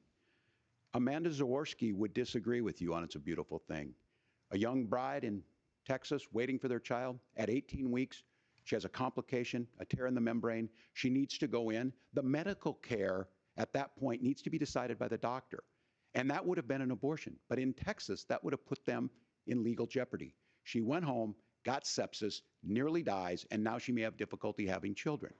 Or in Kentucky, Hadley Duvall, a 12-year-old child raped and impregnated by her stepfather. Those are horrific. Now, when God asked about that, Senator Vance said, 2 wrongs don't make a right. There is no right in this. So in Minnesota, what we did was restore Roe versus Wade. We made sure that we put women in charge of their health care. But look, this is not where, if you don't know Amanda or a Hadley, you soon will. Their Project 2025 is going to have a registry of pregnancies. It's going to make it more difficult, if not impossible, to get contraception and limit access, if not eliminate access to infertility treatments. For so many of you out there listening, me included, infertility treatments are why I have a child. That's nobody else's business, but those things are being proposed. And the catch-all on this is, well, the states will decide what's right for Texas might not be right for Washington. That's not how this works. This is basic human right. We have seen maternal mortality skyrocket in Texas, outpacing many other countries in the world. This is about health care. In Minnesota, we are ranked first in health care for a reason. We trust women, we trust doctors. Senator, do you want to respond to the governor's claim? Before Vance goes on, I want to say that to me, women's rights is very important, especially in this section. They should have a right to an abortion. Nobody should be able to tell them no. It is their choice. It should not be up to laws regarding this. And I say this mostly because if it wasn't, how do I say this? if Roe versus Wade was not a thing, I'm pro-life with rain exceptions. What is rain exceptions? I'll look that up after I'm done talking. I'm trying to let me finish what I'm about to say. Rape, abuse, incest, neglect. I can read it. Thank you. Um, yeah, yeah. Uh, you're pro-life with those exceptions. Hey, that's fair. You can have your own opinion. Life of mother and health of child. Exactly. Let me continue with that. Life of mother. I would not be alive without an abortion, without the abortion that my mom had to have. And I know that sounds weird, um, but I was incepted as a twin, and my twin died in the womb, and that was slowly like making my mom die. It was making it worse for her. And she needed to go get a doctor, get an abortion. And where she went, they said, no, you can't have an abortion. The laws don't work like that here. And so she had to go out of state to get an abortion. Um, yeah. Um, so yeah, I'm pro abortion. I know that, I can see that you are pro-life, and that's fair. Life is a wonderful thing, very important. Health benefits are also a cool thing. It's not exactly. It's not your place to dictate others' life stuff. Exactly. That's why I think that it should just be pro-choice. Let let the mother decide. Okay. You can say, hey, I don't agree with you, but you can do whatever you want. It's not my place to dictate your life. Um, yeah. Um, because I don't know your financial situation. I don't know how this will affect you. I don't know um, if you can even handle it. I don't know if um, because having a child is a very life-changing situation. Um, it can affect you financially, it can affect you mentally, it can affect you physically, very much so. Um, it it's very important to just let them have the choice. Disagreement is the foundation of civilization. Um, I wish it wasn't. Um, but yeah, let's all just have our opinions, but let others, uh, in this case, do what they want with their bodies. It's not my body, um, it's their body. They should have a choice with their body. And let's leave it at that. And let's continue. Let's see what JD has to say. Will you create a federal pregnancy monitoring agency? No, Nora, certainly we won't. And I want to talk about this issue because I know a lot of Americans care about it, and I know a lot of Americans don't agree with everything that I've ever said on this topic. And, you know, I grew up in a working class family in a neighborhood where I knew a lot of young women who had unplanned pregnancies and decided to terminate those pregnancies because they feel like they didn't have any other options. And, you know, one of them is actually very dear to me. And I know she's watching tonight, and I love you. And she told me something a couple years ago that she felt like if she hadn't had that abortion, that it would have destroyed her life because she was in an abusive relationship. And I think that what I take from that as a Republican who proudly wants to protect innocent life in this country, who proudly wants to protect the vulnerable, is that my party, we've got to do so much better of a job at earning the American people's trust back on this issue where they frankly just don't trust us. And I think that's one of the things that Donald Trump and I are endeavoring to do. I want us as a Republican Party to be pro-family in the fullest sense of the word. I want us to support fertility treatments. I want us to make it easier for moms to afford to have babies. I want it to make it easier for young families to afford a home so they can afford a place to raise that family. And I think there's so much that we can do on the public policy front just to give women more options. Now, of course, Donald Trump has been very clear that on the abortion policy specifically, that we have a big country and it's diverse. And California has a different viewpoint on this than Georgia. Georgia has a different viewpoint from Arizona. And the proper way to handle this, as messy as democracy sometimes is to let voters make these decisions, let the individual states make their abortion policy. And I think that's what makes the most sense in a very big, a very diverse, and let's be honest, sometimes a very, very messy and divided country. Governor, would you like to respond and also answer the question about restrictions? Yeah, well, the question got asked and Donald Trump made the accusation that wasn't true about Minnesota. Well, let me tell you about this idea that there's diverse states. There's a young woman named Amber Thurman. She happened to be in Georgia, a restrictive state.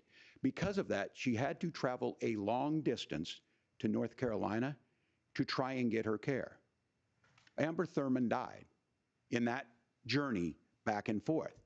The fact of the matter is, how can we as a nation say that your life and your rights, as basic as the right to control your own body, is determined on geography?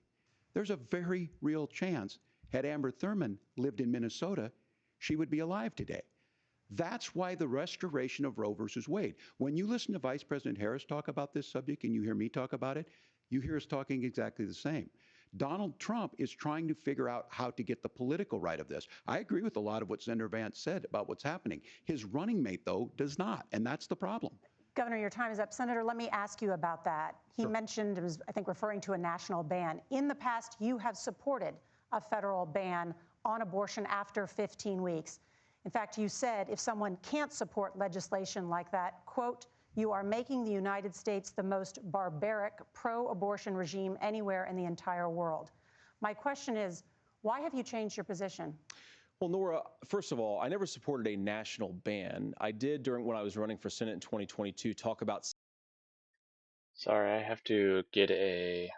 setting some minimum. I need to check that question again.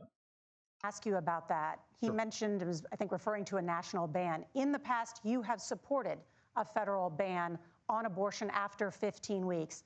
In fact, you said if someone can't support legislation like that, quote, you are making the United States the most barbaric pro-abortion regime anywhere in the entire world. Wow. My question is, why have you changed your position? Well, Nora, first of all, I never supported a national ban. I did when I was running for Senate in 2022 talk about setting some minimum national standard. For example, we have a partial birth abortion ban in place in this country at the federal level. I don't think anybody's trying to get rid of that, or at least I hope not, though I know that Democrats have taken a very radical pro-abortion stance. But Nora, you know, one of the things that changed is in the state of Ohio, we had a referendum in 2023, and the people of Ohio voted overwhelmingly, by the way, against my position.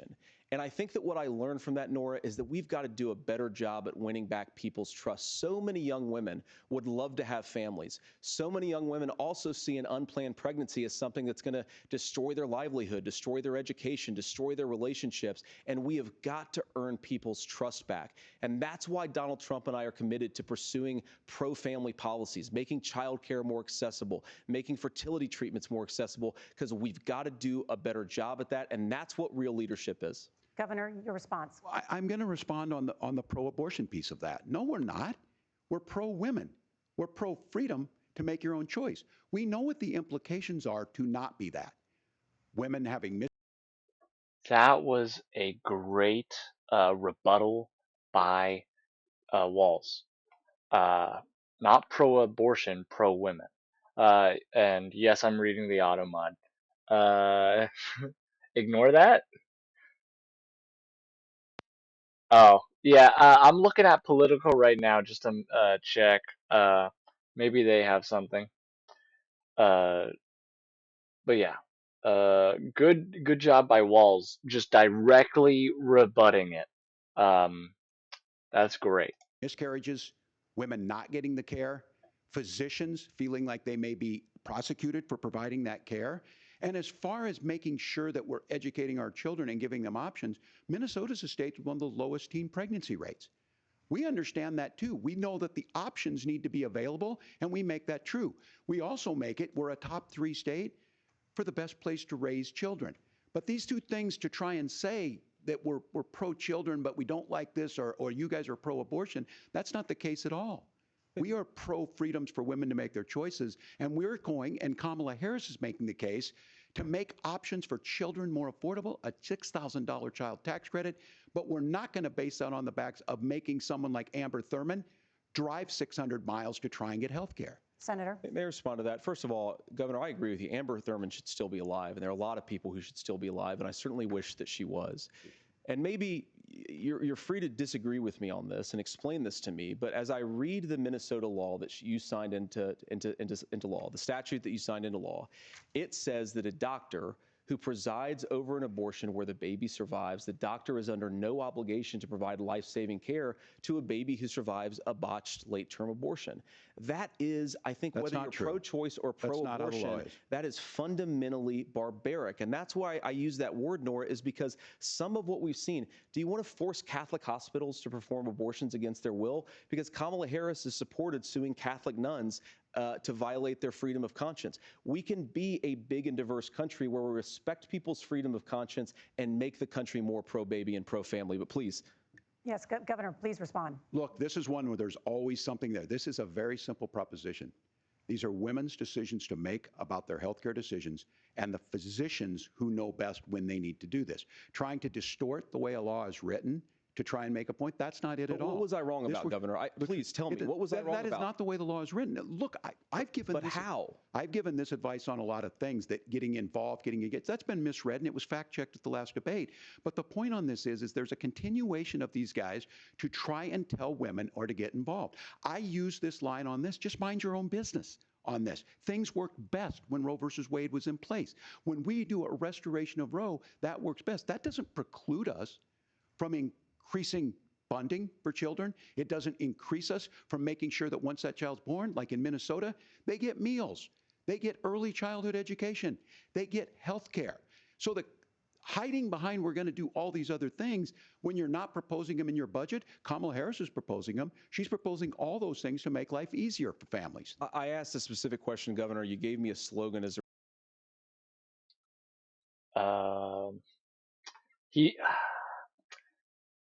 I need to let JD actually talk here. It's not the case. It's not true. That's not what the law says. So they fact-checked it with President Trump. Gentlemen, there's a lot to discuss.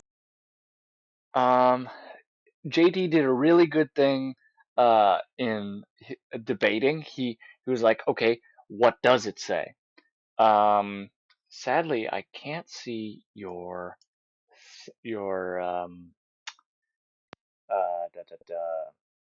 link. Seems to be fair article pointing it out. Yeah, I can't see your link, sadly. How do I don't know how to adjust my thing.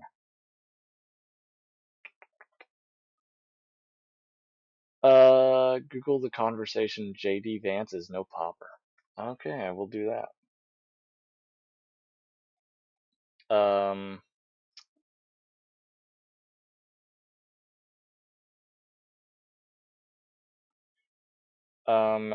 Anyway, is it by the conversation?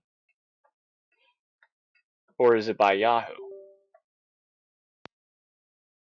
I'm assuming it's by the conversation. Yeah, the conversation. Oh yeah, I should have just read your thing.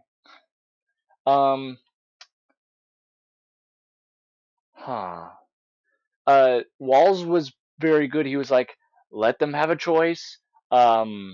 We've had it for years. JD Vance was very adamant on, hey, what does the law say? Or what am I wrong about? Because I'm sure he wants to know so that he doesn't mess up for later. But Walz doesn't know the exact law because he'd probably be caught giving wrong information about that law, things like that. But he knows that that's not true about that law. So it's very hard for him to win this battle that JD is trying to do, and JD's got this smug on him, like, yeah, he couldn't answer it. But yeah, little Walz mouse looks like something you draw on a thumb. Don't say that. Okay. Discuss, we have to move on, and we're going to be right back Try to with focus. much more of the CBS News vice presidential debate in just a moment.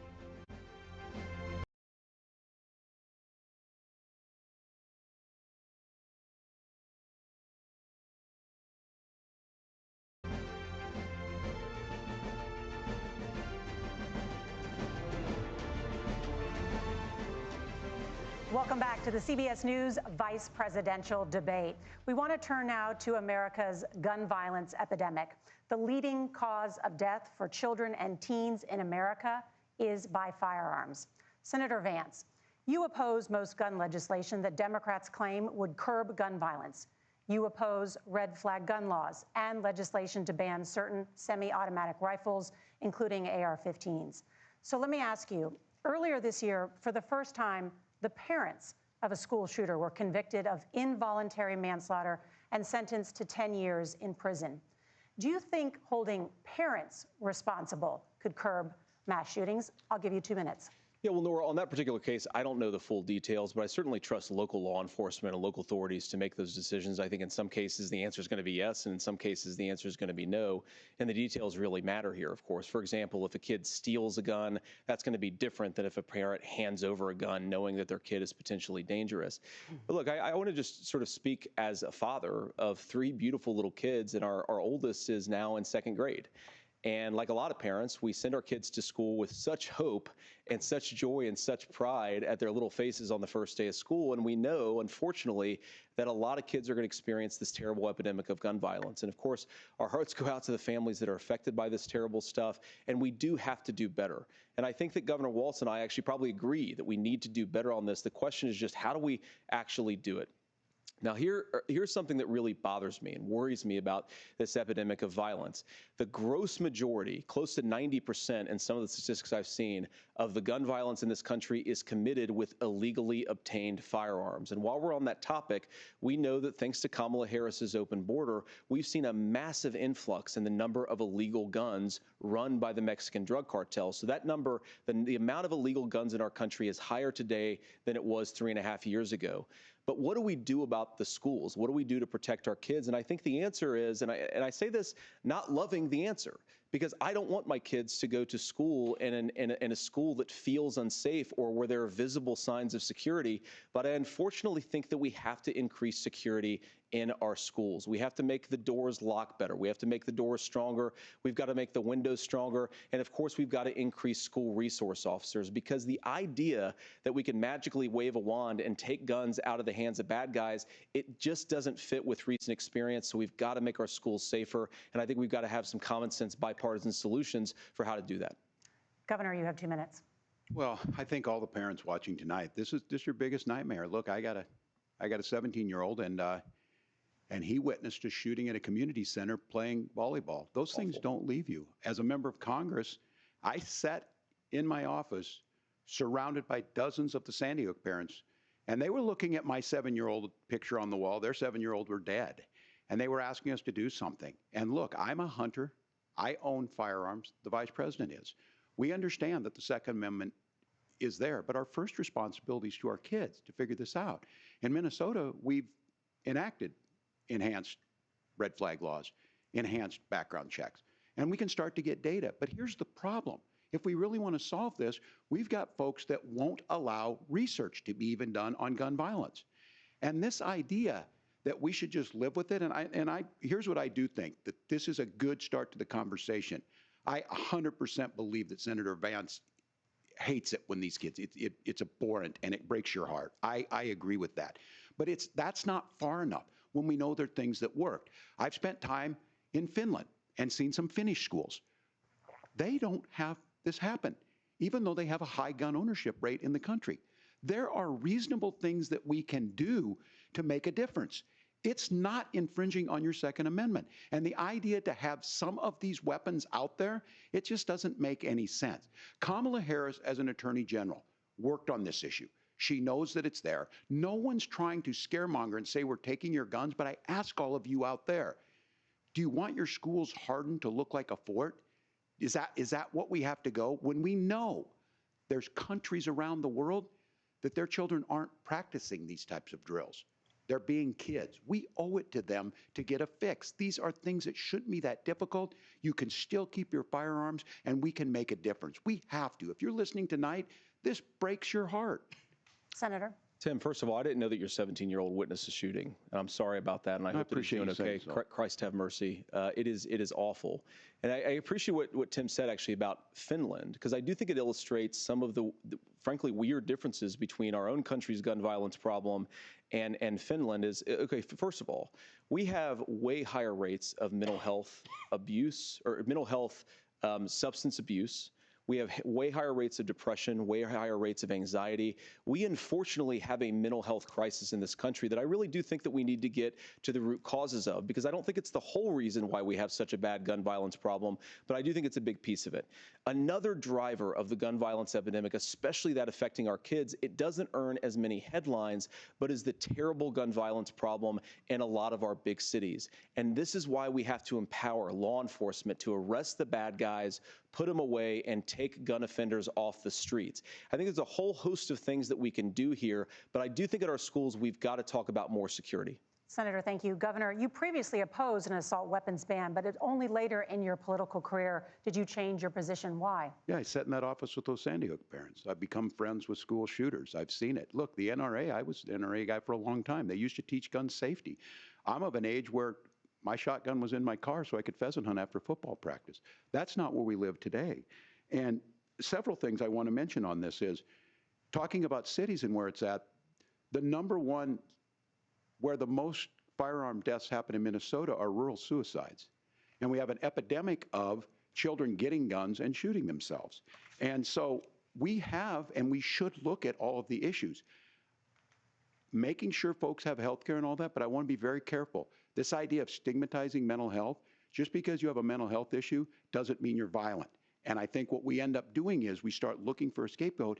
Sometimes it just is the guns. It's just the guns, and there are things that you can do about it. But I do think that this is one, and I think this is a healthy conversation. I think there's a capacity to find solutions on this that work, protect Second Amendment, protect our children. That's our priority. Gentlemen, thank you. Margaret? Thank you, Nora. Let's turn now to the top contributor to inflation, the high cost of housing and rent. There's a shortage of more than 4 million homes in the United States, and that contributes to the high housing prices. Governor Walz, the Harris campaign promises a $25,000 down payment assistance for first-time home buyers and a $10,000 tax credit. They also promise to build 3 million new homes. Where are you building these homes, and won't handing out that kind of money just drive up prices higher? No, it's not handing out. We have, first, let me say this issue of housing, and I think those of you listening on this, the problem we've had is that we've got a lot of folks that see housing as another commodity.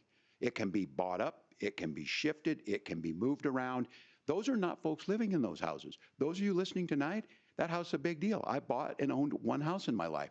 My mom still lives in the house where I was. And when I think of a house, I'm thinking of Christmas services after midnight mass where you go with your family.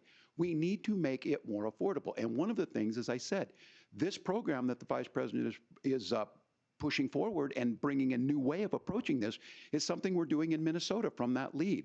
We in the state invested in making sure our housing was the biggest investment that we'd ever made in housing.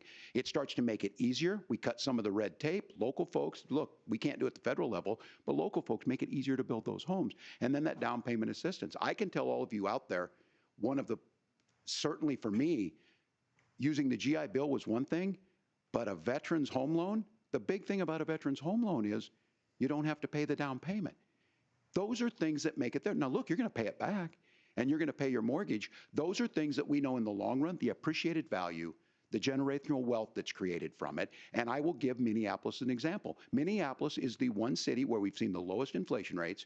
We've seen a 12% increase in stock because we've put some of these things in, and we're implementing a state program to make sure we give some of that down payment assistance. We get it back from people because here's what we know. People with stable housing end up with stable jobs. People with stable housing have their kids able to get to school. All of those things in the long run end up saving our money. And that's the thing that I think we should be able to find some common ground in, but we can't blame immigrants for the only reason. That's not the case that's happening in many cities. The fact of the matter is that we don't have enough naturally affordable housing, but we can make sure that the government's there to help kickstart it, create that base. Governor, your time is up. Senator Vance, as far as your That was pretty well said. Yeah, there's not enough affordable housing. There's not enough programs for people. Let's see what JD has to say about that. campaign's position, the promise is to seize federal lands to build homes, remove regulation, provide tax breaks, and cut back on immigration, which you say pushes up prices.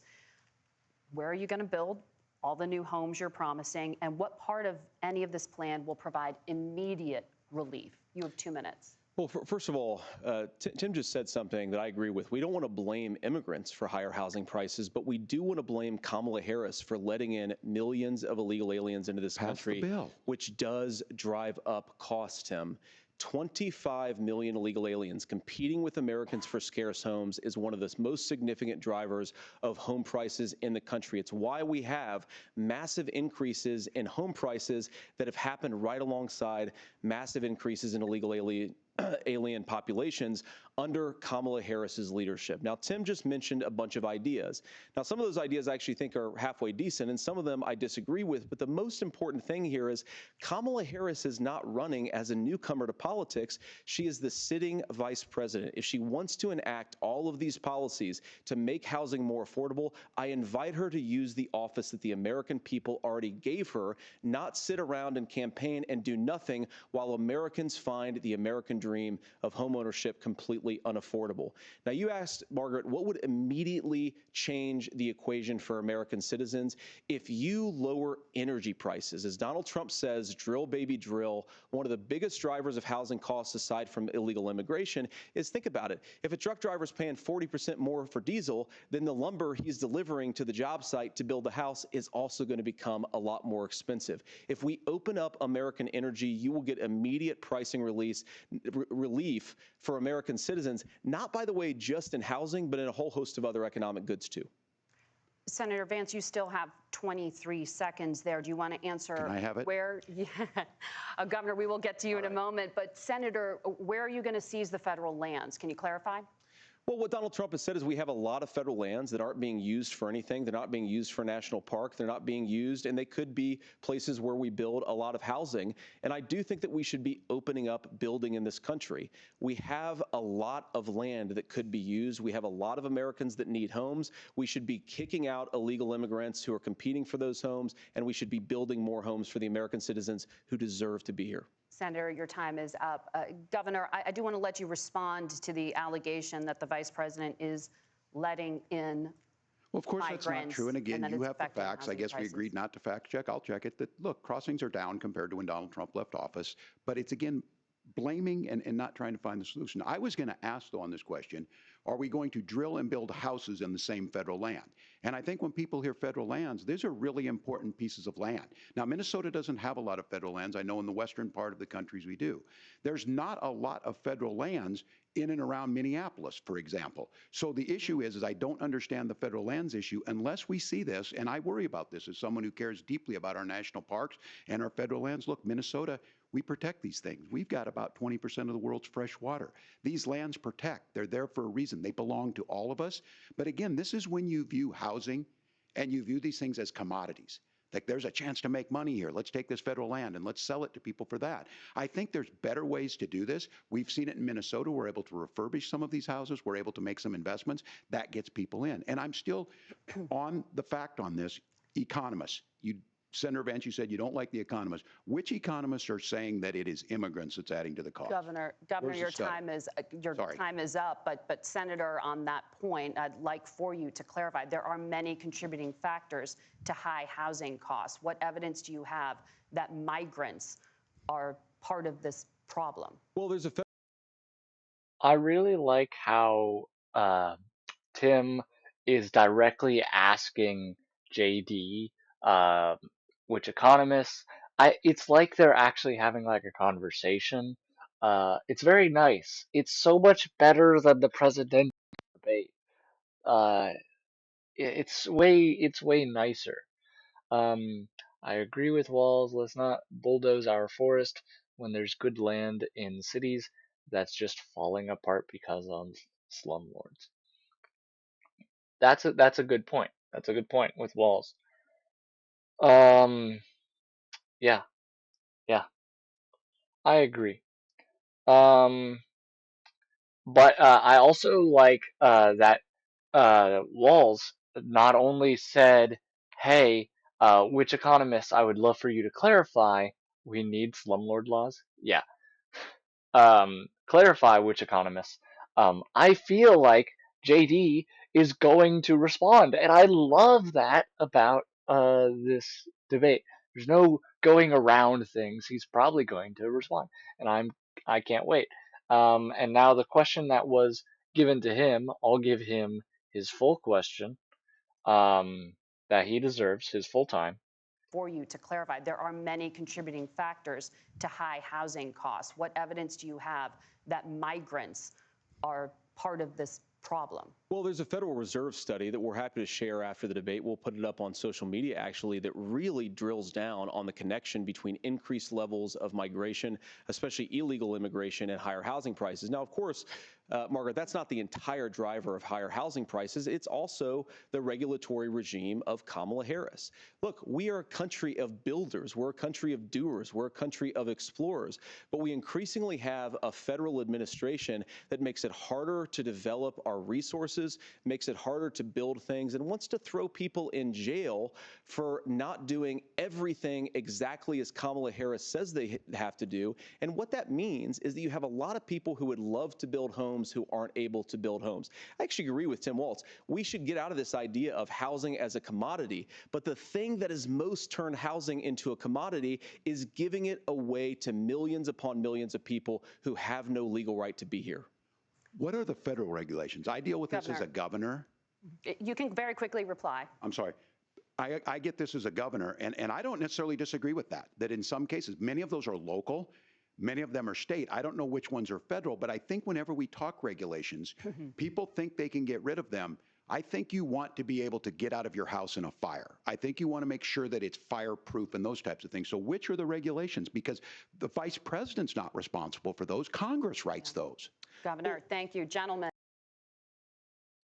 I love this debate. I don't know why. It's so civilized. Tim Walz is so nice. JD is being pretty nice.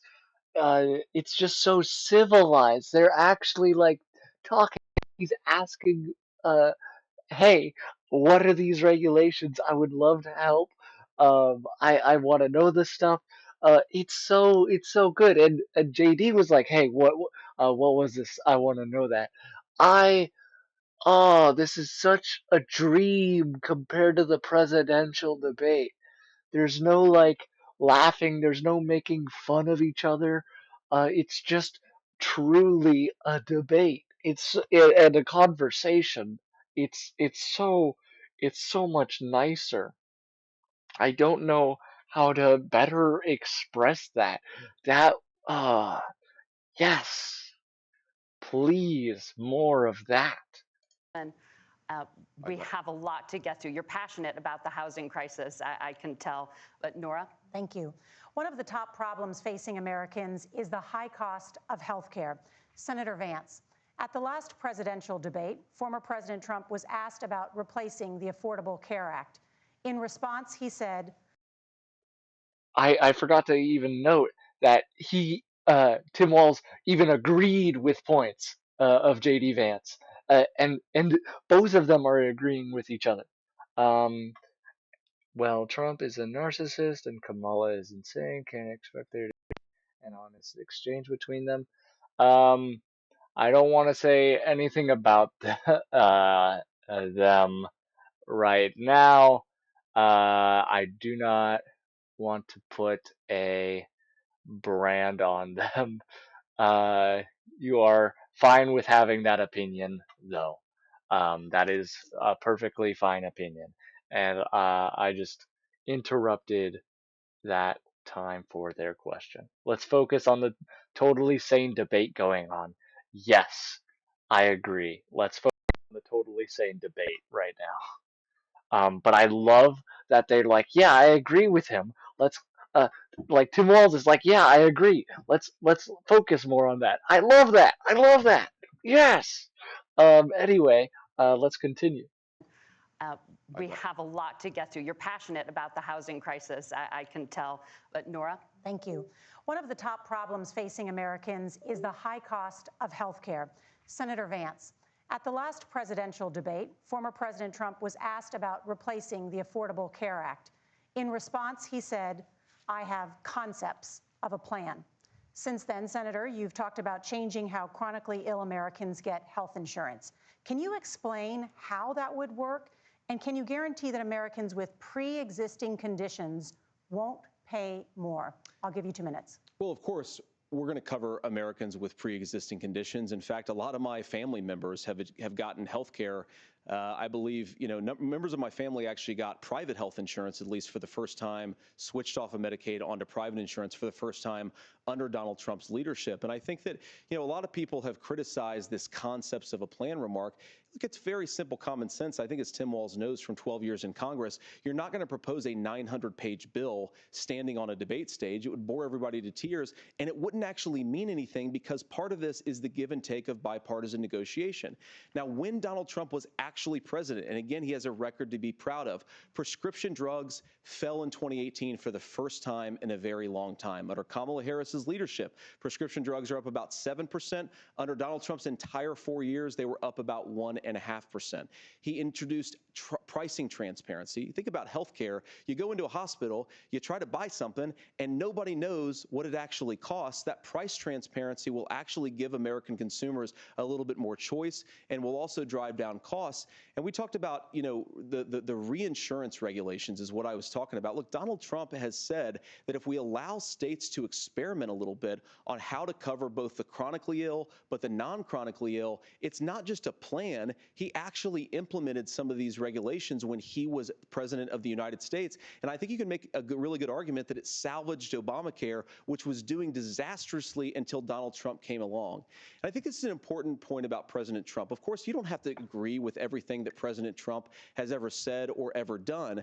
But when Obamacare was crushing under the weight of its own regulatory burden and healthcare costs, Donald Trump could have destroyed the program. Instead, he worked in a bipartisan way to ensure that Americans had access to affordable care. It's not perfect, of course, and there's so much more that we can do, but I think that Donald Trump has earned the right to put in place some better healthcare policies. He's earned it because he did it successfully the first time. Governor? All right, here's where being an old guy gives you some history. I was there at the creation of the ACA. And the reason it was so important is I come from a major healthcare state, home of the Mayo Clinic, home to Medical Alley, 3M, Medtronic, all of those. We understand healthcare. It's why we're ranked first on affordability and accessibility and quality of healthcare. And so what I know is under Kamala Harris, more people are covered than they have before. And those of you listening, this is critical to you. Now, Donald Trump all of a sudden wants to go back and remember this. He ran on the first thing he was going to do on day one was to repeal Obamacare. On day one, he tried to sign an executive order to repeal the ACA. He signed on to a lawsuit to repeal the ACA, but lost at the Supreme Court. And he would have repealed the ACA had it not been for the courage of John McCain to save that bill. Now, fast forward, what that means to you is you lose your pre-existing conditions. If you're sitting at home and you got asthma, too bad. If you're a woman, probably not. Broke your foot during football, might kick you out. Your kids get kicked out when they're 26. Kamala Harris negotiated drug prices for the first time with Medicare. We have 10 drugs that will come online, the most common ones that'll be there. But look, this issue, and when Donald Trump said, I've got a concept of a plan, it cracked me up as a fourth grade teacher because my kids would have never given me that. But what Senator Vance just explained might be worse than a concept. because what he explained is pre-Obamacare. And I'll make this as simple as possible because I have done this for a long time.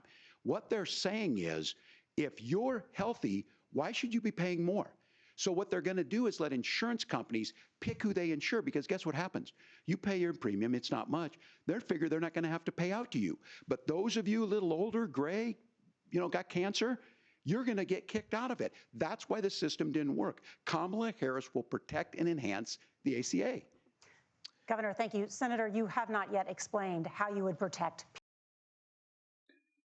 I do agree with Tim Walz that when when Trump was running for his first presidency, he was very adamant about getting rid of Obamacare and the Affordable Care Act. He wanted those gone, repealed. Obama wore a tan suit. Your argument is invalid. That's hilarious. Um, yeah, he wanted those gone. In fact, uh, it was even in Congress uh, going to be repealed. And I remember it being vetoed by the president, I believe. I think it was vetoed by Obama. I think it was being fought for against while he was still in office. But the moral of the story is it actually has helped millions of people. It's helped a lot of people. It's it, Affordable Care Act is affordable for people. Um, and that was the goal. It's very helpful. Trump wanted to remake Obama stuff into his own. Some aspects of Obama stuff, that is correct. Not all aspects. I don't know if he would do Obamacare as well as Obama. Um, yeah.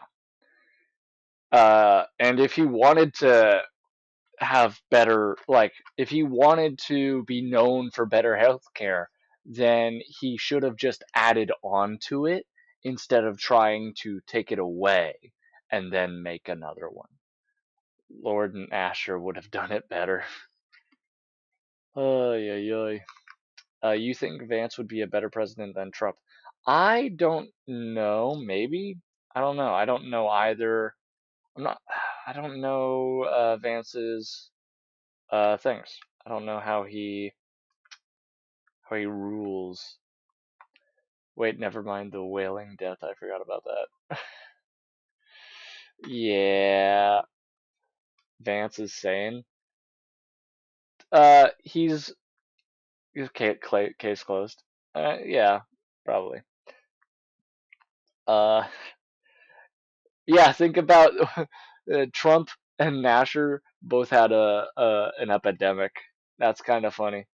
Um, Anyway, let's focus on this. I think she was ACA. talking for a That's why bit. the system. Governor, thank you. Senator, you have not there yet we go. explained how you would protect people with pre-existing conditions or laid out that plan. Well, look, we currently have laws and regulations in place right now that protect people with pre-existing conditions. We want to keep those regulations in place, but we also want to make the health insurance marketplace function a little bit better. Now, what Governor Walz just said is actually not true. A lot of what happened and the reason that Obamacare was crushing under its own weight is that a lot of young and healthy people were leaving the exchanges. Donald Trump actually helped address that problem, and he did so in a way that preserved people's access to coverage who had pre-existing conditions. But again, something that these guys do is they make a lot of claims about if Donald Trump becomes president, all of these terrible consequences are going to ensue. But in reality, Donald Trump was president. Inflation was low. Take-home pay was higher. And he saved the very program from a Democratic administration that was collapsing and would have collapsed absent his leadership. He did his job, which is govern in a bipartisan way and get results, not just complain about problems, but actually solve them. Governor, did enrollment under the Affordable Care Act go up under the Trump administration? It's higher now that we've seen it go up. Look, people are using it. The system works. And the question about this of young people or whatever, that's the individual mandate piece of this. And Republicans fought tooth and nail saying, well, Americans should be free to do this. Well, then what happens? So you think the individual mandate's a good idea? You shrink. I think the idea of making sure the risk pool is broad enough to cover everyone, that's the only way insurance works. When it doesn't, it collapses. You are asking pre-ACA where we get people out. Look, people know that they need to be on health care. People expect it to be there. And when we are able to make it, and we are making it this way, when we incentivize people to be in the market, when we help people who might not be able to afford it get there, and we make sure then when you get sick and old, it's there for you. Because I heard people say, well, I don't want to buy into Medicare or whatever. Good luck buying health care once you get past 70. So look, the ACA works. We can continue to do better. Kamala Harris did that. The way she made everything better was negotiating those 10 drugs on Medicare for the first time in American history. Thank you. Margaret? Can I address that? I apologize. We're out of time. ahead, We have a Nora. number of subjects. That was pretty good saying, hey, um, ba, ba, ba, Kamala actually negotiated on the prices of these drugs. Uh, and Kamala is running for president. Uh, that was a good promotion by Tim Walz. Um, when this is over, you should go back to the first and second question and compare his demeanor. See if I'm just imagining things. Um, da, da, da, da, da, da. I mean, if I look like, let's see, right here, sure, look right here. Care. It's not perfect, of course.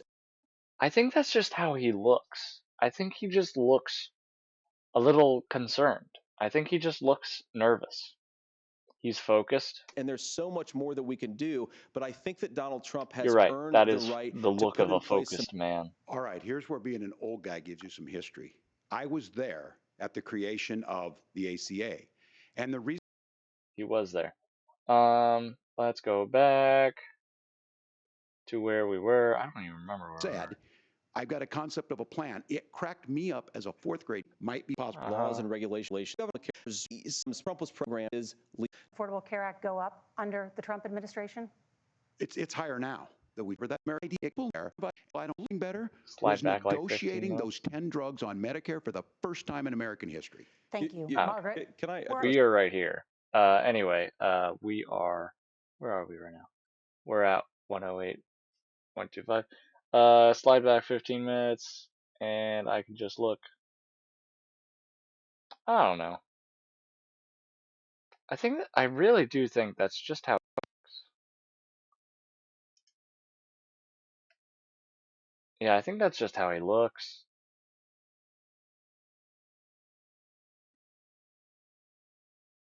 But I was talking about it like also during the first two questions. I was like, he looks so nervous, and I don't think it's intentional. I can't really. Maybe right here. Yeah, I think it's just how he looks. unfortunately Kamala Harris's wide open southern border. And I'd ask my fellow Americans to remember when she came into I think he's really just focused. I think he's just focused office because he's she taking said she was notes as going to well do down this. there. Real leadership would be saying, you know what, I screwed up. We're going to go back to Donald Trump's border policies. I wish that she would do that. It would be good for all of us. Governor. See, he even nods. He's like, yeah, okay, I understand. I really think he's just nervous. Tooth and nail, saying to be incentivized and don't ACA work. Can I address that? I apologize. We're out of Go time. ahead, We have a Nora. number of All right, subjects to discuss. right here. Margaret? Let's talk about families in America. There is a child care crisis in this country, and the United States is one of the very few developed countries in the world without a national paid leave program for new parents. Governor Walz, you've said that if Democrats win both the White House and Congress, this is a day one priority for you. How long should employers be required to pay workers while they are home taking care of their newborns? You have 2 minutes. Yeah, well, that's negotiable, and that's what Congress worked. But here's what the deal is. Americans sitting out there right now, you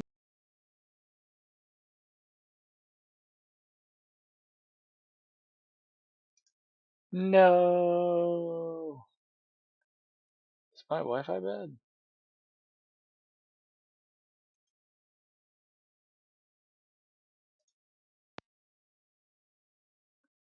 See, his eyes are a little. I think that's just what he's like when he's talking. May When work for a he's big company. Yeah, I think We're that's just home in what he's like Minnesota to when some of the he's largest debating. Fortune 500 companies. Kamala Harris knows that in Oh, California. maybe.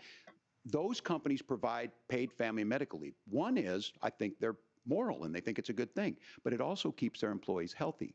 We in Minnesota passed a paid family medical leave. You have a child, and I had to go back to work 5 days after my kids were born. This allows you to stay home a certain amount of time. What we know is that gets the child off to a better start, the family works better, we stay in their employers, we get more consistency in that. So Kamala Harris has made it a priority. We implemented it in Minnesota and we see growth.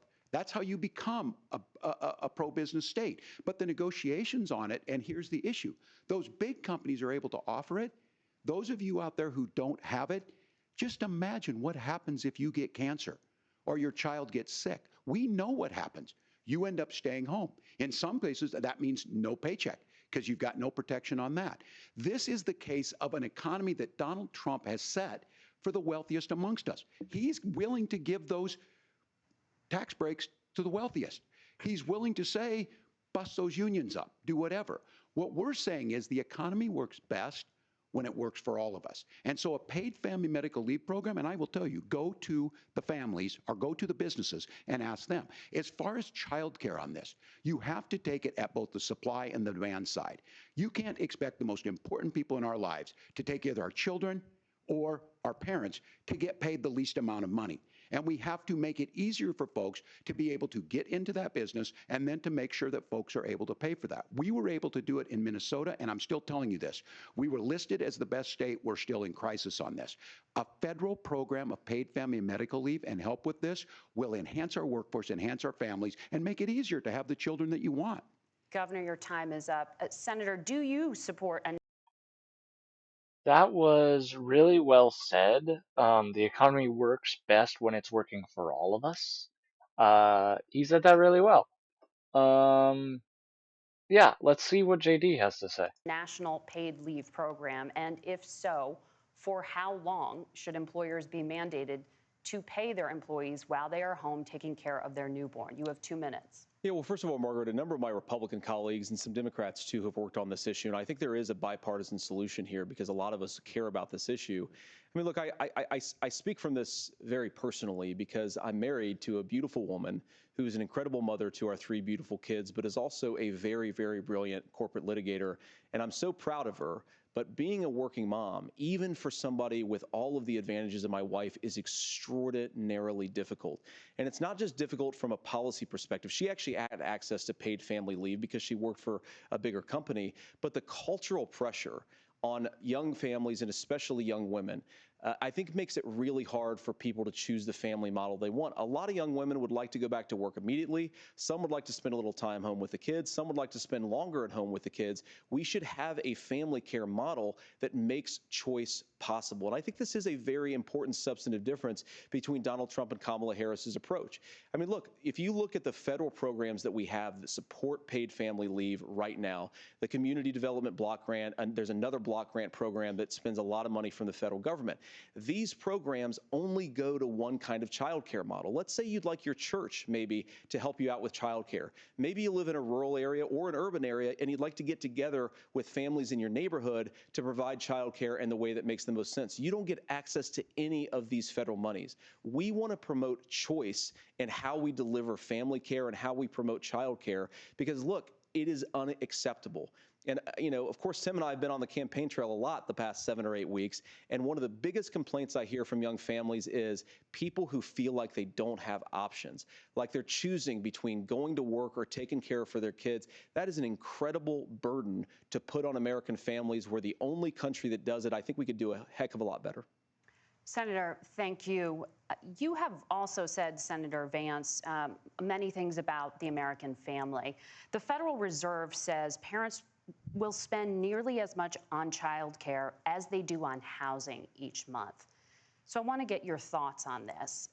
President Trump recently said, as much as child care is talked about as being expensive, it's relatively speaking not very expensive compared to the kinds of numbers we'll be taking in.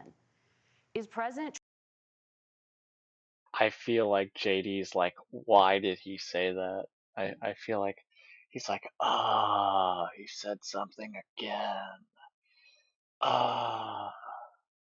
Trump committed to the $5,000 per child tax credit that you have described. You have 1 minute. Well, what President Trump said, Margaret, I just want to defend my running mate here a little bit, is that we're going to be taking in a lot of money by penalizing companies for shipping jobs overseas and penalizing countries who employ slave laborers and then ship their products back into our country and undercut the wages of American workers. It's the heart of the Donald Trump economic plan. Cut taxes for American workers and American families. Cut taxes for businesses that are hiring and building companies in the United States of America, but penalize companies and countries that are shipping jobs overseas. That's the heart of the economic proposal. And I think what President Trump is saying is that when we bring in this additional revenue with higher economic growth, we're going to be able to provide paid family leave, child care options that are viable and workable for a lot of American families. Can you clarify how that will solve the child care shortage? Well, because as Tim said, a lot of the child care shortage is we just don't have enough resources going into the multiple people who could be providing family care options. And we're going to have to, unfortunately, look, we're going to have to spend more money. We're going to have to induce more people to want to provide child care options for American families, because the reason it's so expensive right now is because you've got way too few people providing this very essential service. Thank you, Senator. Governor Walz, your ticket also has some child care tax credit proposals. Do you think Congress will agree to the $6,000 credit for newborns and $3,000 credit for children over the age of 6, as your campaign has promised? Is that realistic? Well, if these members of Congress are listening to anybody, I can tell you, and this is the biggest issue. Everybody listening tonight knows. I mean, I'm sure they were shocked to hear it's not that expensive. And let's be clear, whether it's $5,000 or $6,000, that pays you about 3 or 4 months. Let's be clear of where we're at on this. It's because we got out of an imbalance on this. We thought we were going to get by not paying people. I don't think Senator Vance and I are that far apart. I'm not opposed to what he's talking about on options. We've done scholarship types of things. I think we need to be open to making the case. But the issue here is, the question you asked is, you're not going to pay for it with these tariffs. That's just adding another $4,000 on the family and taking less. So not only do they not get the money to pay for that, they're $4,000 in the hole. That's Wharton School. That's his alma mater. And so I think the issue here is, those members of Congress, I can't believe they're not. When I go to businesses, sure, they'll talk about taxes sometime, but they will lead with childcare and they will lead with housing, because we know the problem is, especially in a state like Minnesota, we need more workers because our economy's growing, but we need the workforce. Governor, thank you. We need to move on. Nora? Let's talk about the state of democracy, the top issue for Americans after the economy and inflation. After the 2020 election, President Trump's campaign and others filed 62 lawsuits contesting the results. Judges, including those appointed by President Trump and other Republican presidents, looked at the evidence and said there was no widespread fraud. The governors of every state in the nation, Republicans and Democrats, certified the 2020 election results and sent a legal slate of electors to Congress for January 6th. Senator Vance, you have said you would not have certified the last presidential election and would have asked the states to submit alternative electors. That has been called unconstitutional and illegal. Would you again seek to challenge this year's election results, even if every governor certifies the results? I'll give you 2 minutes. Well, Nora, first of all, I think that we're focused on the future. We need to figure out how to solve the inflation crisis caused by Kamala Harris's policies, make housing affordable, make groceries affordable, and that's what we're focused on. But I want to answer your question because you did ask it. Look, what President... Sorry, I need to just re-listen to that whole question, just to make sure. Governor, thank you. We need to move on. Nora? Let's talk about the state of democracy, the top issue for Americans after the economy and inflation. After the 2020 election, President Trump's campaign and others filed 62 lawsuits contesting the results. Judges, including those appointed by President Trump and other Republican presidents, looked at the evidence and said there was no widespread fraud. The governors of every state in the nation, Republicans and Democrats, certified the 2020 election results and sent a legal slate of electors to Congress for January 6th. Senator Vance, you have said you would not have certified the last presidential election and would have asked the states to submit alternative electors. That has been called unconstitutional and illegal. Would you again seek to challenge this year's election results, even if every governor certifies the results? I'll give you 2 minutes. Well, Nora, first of all, I think that we're focused on the future. We need to figure out how to solve the inflation crisis caused by Kamala Harris's policies, make housing affordable, Answer make the groceries question, affordable, please. and that's what we're focused on. But I want to answer your question because you did ask it. Yes, Look, thank what you. President Trump has said is that there were problems in 2020, and my own belief is that we should fight about those issues, debate those issues peacefully in the public square, and that's all I've said, and that's all that Donald Trump has said. Remember, he said that on January the 6th, the protesters ought to protest peacefully. And on January the 20th, what happened? Joe Biden became the president. Donald Trump left the White House. And now, of course, unfortunately, we have all of the negative policies that have come from the Harris-Biden administration.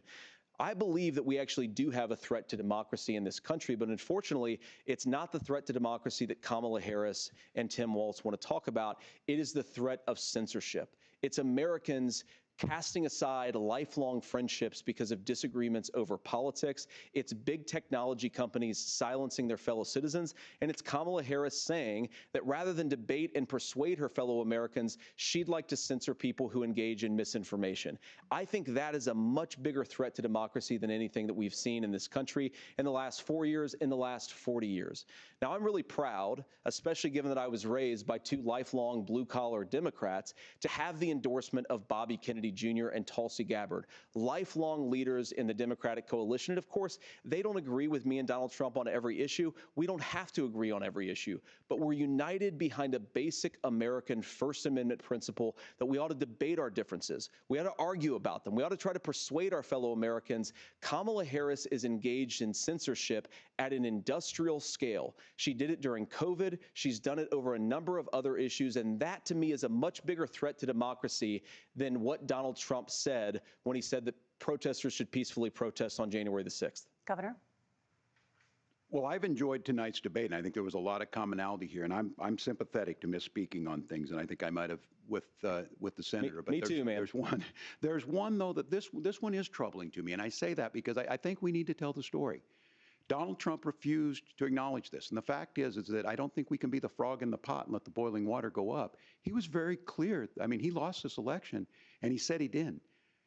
140 police officers were beaten at the Capitol that day. Some with the American flag, several later died. And it wasn't just in there. In Minnesota, a group gathered on the state capitol grounds in St. Paul and said, we're marching to the governor's residence and there may be casualties. The only person there was my son and his dog, who was rushed out crying by state police. That issue and Mike Pence standing there as they were chanting, hang Mike Pence. Mike Pence made the right decision. So, Senator, it was adjudicated over and over and over. I worked with kids long enough to know, and I said as a football coach, sometimes you really want to win, but the democracy is bigger than winning an election. You shake hands, and then you try and do everything you can to help the other side win.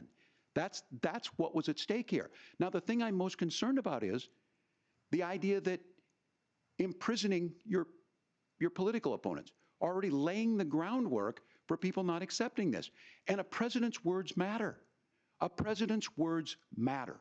People hear that. So I think this issue of settling our differences at the ballot box, shaking hands when we lose, being honest about it, but to deny what happened on January 6th, the first time in American history that a president or anyone tried to overturn a fair election and the peaceful transfer of power. And here we are 4 years later in the same boat. I will tell you this, that when this is over, we need to shake hands this election, and the winner needs to be the winner. This has got to stop. It's tearing our country apart.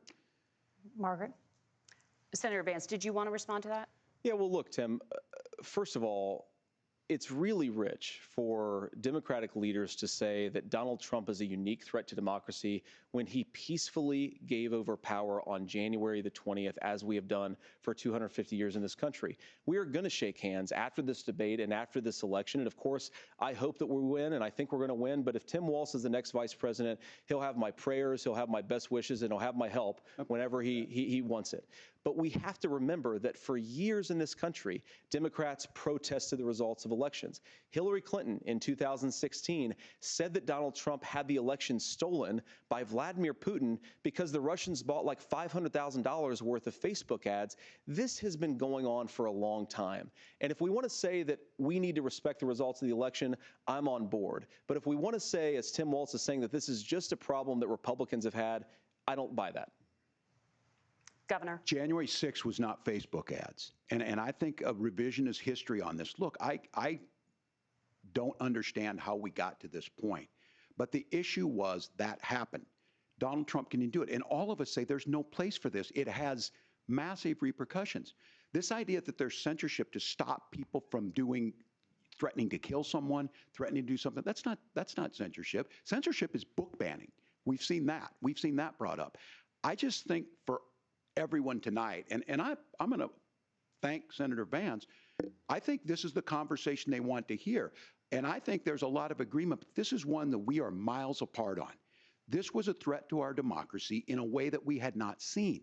And it manifested itself because of Donald Trump's inability to say. He is still saying he didn't lose the election. I would just ask that. Did he lose the 2020 election? Tim, I'm focused on the future. Did Kamala Harris censor Americans from speaking their mind in the wake of the 2020 COVID situation? That is a damning non-answer. It's a damning non-answer for you to not talk about censorship. Obviously, Donald Trump and I think that there were problems in 2020. We've talked about it. I'm happy to talk about it further. But you guys attack us for not believing in democracy. The most sacred right under the United States democracy is the First Amendment. You yourself have said there's no First Amendment right to misinformation. Kamala Harris wants to use the power of government and big tech to silence people from speaking their minds. That is a threat to democracy that will long outlive this present political moment. I would like Democrats and Republicans to both reject censorship. Let's persuade one another. Let's argue about ideas, and then let's come together afterwards. You can't yell fire in a crowded theater. That's the test. That's the Supreme Court test. Tim, fire in a crowded theater. You guys wanted to kick people off of Facebook for saying that toddlers shouldn't wear masks. Senator, the governor does have the floor. Fire in a crowded theater. That is criticizing the policies of the government, which is the right of every American. Senator, the governor does have the floor for 1 minute to respond to you. Yeah. Well, I don't run Facebook. What I do know is I see a candidate out there who refused, and now again, and this I'm pretty shocked by this. He lost the election. This is not a debate. It's not anything anywhere other than in Donald Trump's world. Because look, when Mike Pence made that decision to certify that election, that's why Mike Pence isn't on this stage. What I'm concerned about is, where is the firewall with Donald Trump? Where is the firewall if he knows he could do anything, including taking an election, and his vice president's not going to stand to it? That's what we're asking you, America. Will you stand up? Will you keep your oath of office, even if the president doesn't? And I think Kamala Harris would agree. She wouldn't have picked me if she didn't think I would do that, because of course that's what we would do.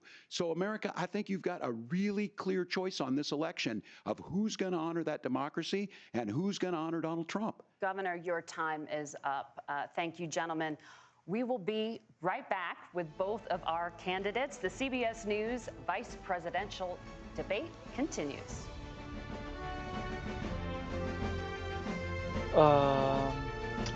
Yeah. What did I think of that? I thought that I just love that it's an actual debate. Of course, they're both going to say their respected sides on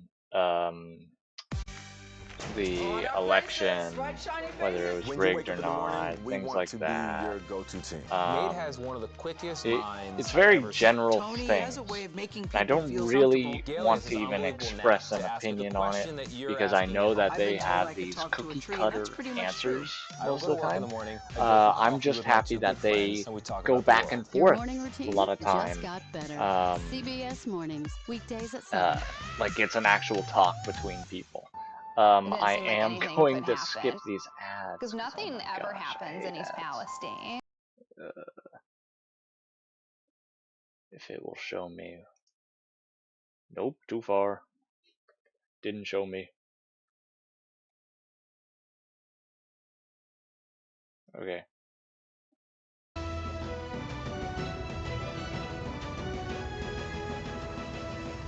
Welcome back to the CBS News Vice Presidential Debate. It is now time for the closing statement. Senator Vance won the virtual coin toss and elected to go last. So, Governor Walz, you are first. You have 2 minutes. Well, thank you, Senator Vance. Thank you to CBS News. And most importantly, thank you to all of you. If you're still up and the folks who miss Dancing with Our Stars, I appreciate it. But look, the support of the democracy matters. It matters that you're here.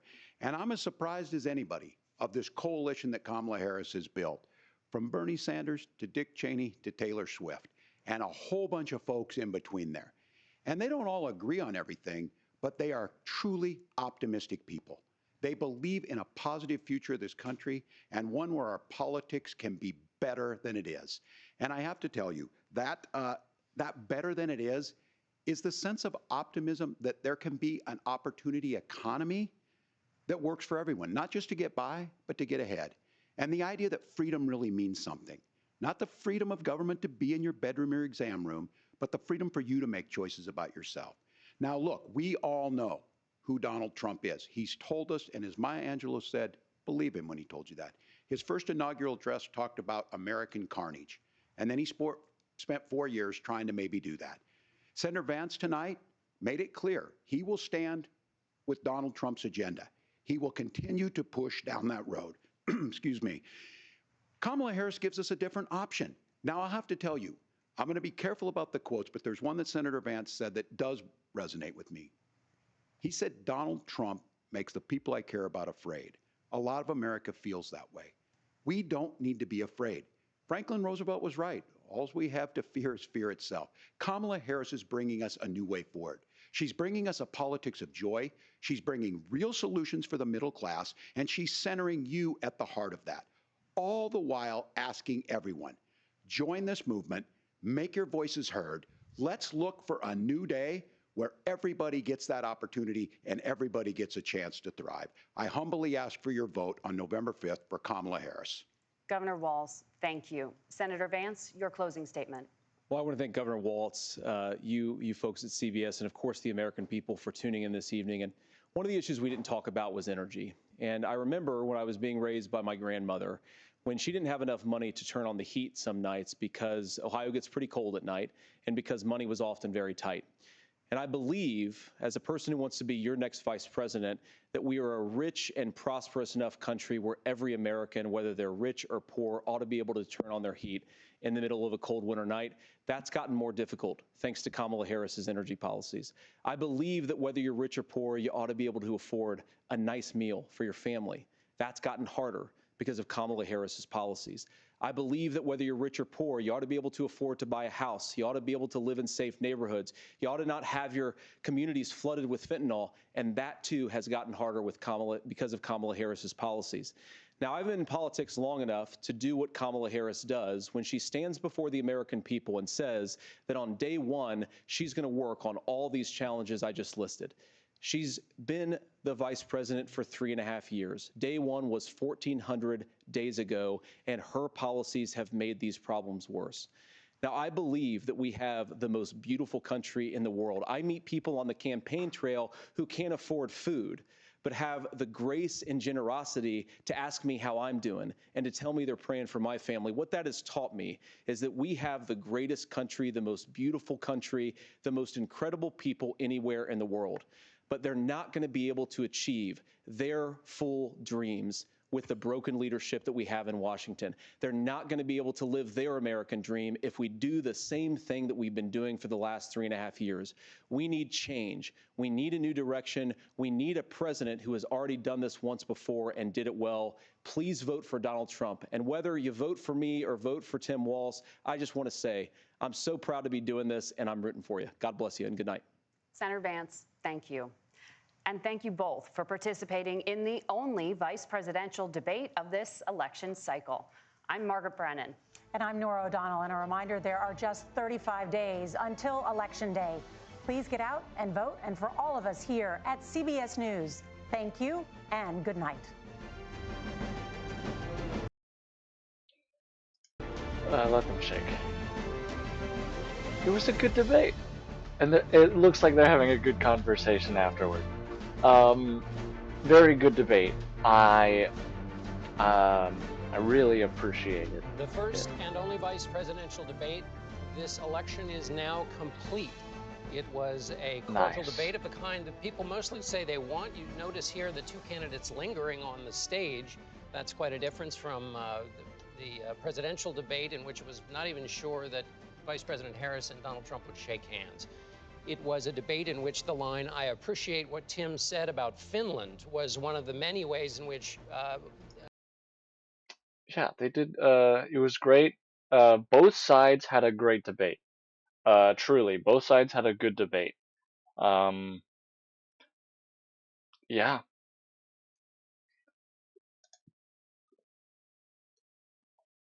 Both sides had a great debate. I want to show you a video of what I know about Tim Walz.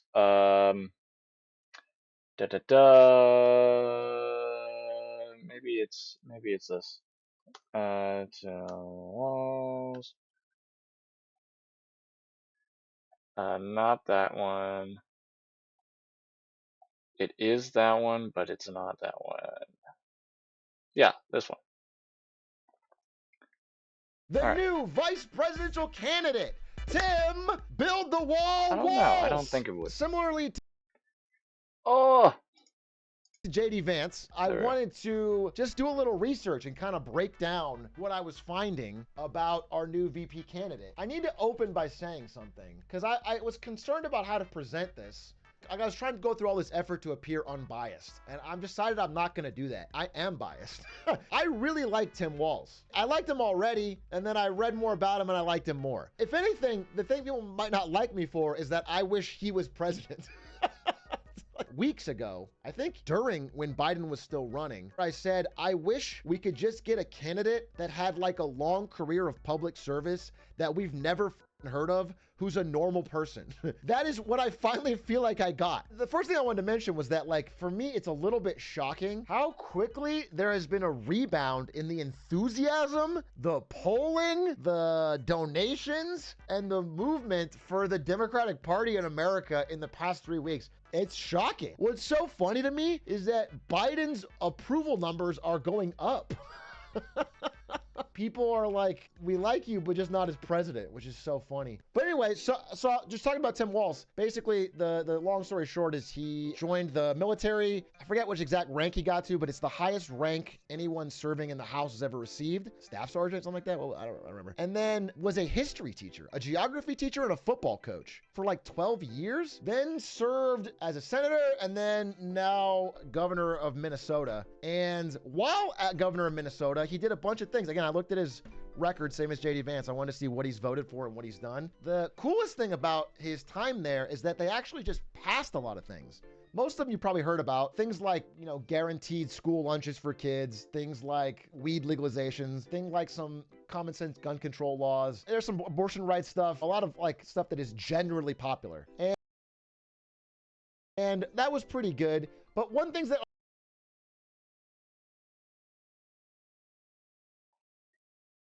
Yeah, he misspoke. What I do want to say is his policies are what I really care about.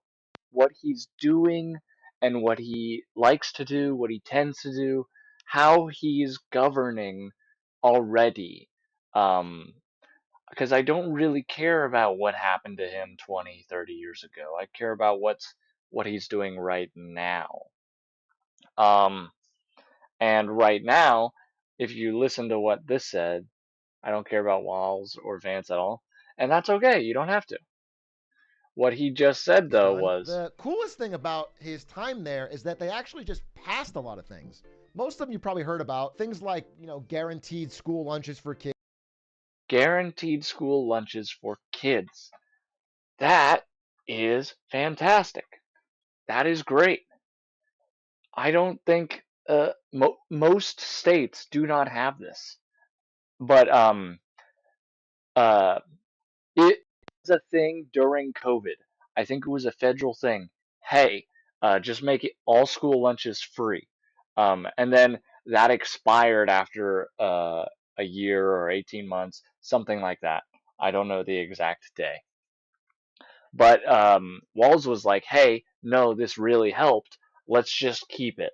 And yeah, most states have a free lunch program for those with low income, but Walz said, hey, it doesn't matter on income. Every kid gets free lunch, regardless of income. That is how it works in Minnesota now. You do not need to be low income to have a free lunch. Most states do have a free lunch program that if you have a low income, then you can have a free lunch. Barron Trump can get a free pizza.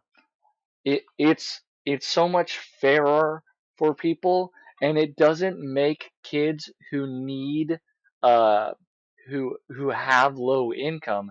It doesn't make them feel bad or feel like pointed out. And I'll show you something else after this.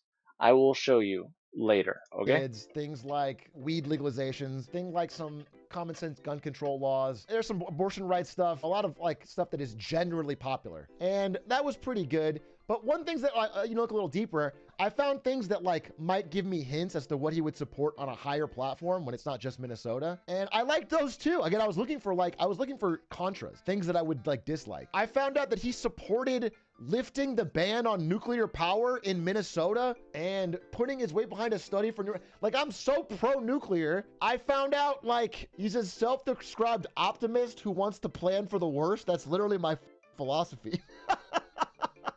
So I'm finding a lot of things to like, it's like, I just, he's extremely pro-union. Again, all this stuff is making me unironically feel positive about a politician, which is something that's very hard to do. I couldn't find a lot in how he was talking that was off-putting. He didn't come off to me as like weirdly slick or like a striver, like someone who's literally just saying whatever people want to hear. Oh my God, I forgot to finish this slide, so I didn't include it. We have to mention it. This is the number one thing that nobody's talking about. Nobody mentioned this when they're talking about the upside of Tim Walz, and it's my favorite thing. He supports a lot of the social programs I want to do. He wants to raise the minimum wage, all that. I get that. But he's coming from a state where he is governor that he is leaving with a $3.7 billion budget surplus. Somehow he is Exactly. A 3.7 surplus billion dollars in surplus. Do you know how hard it is to find a state that is actually making money instead of losing money? It's so difficult to find.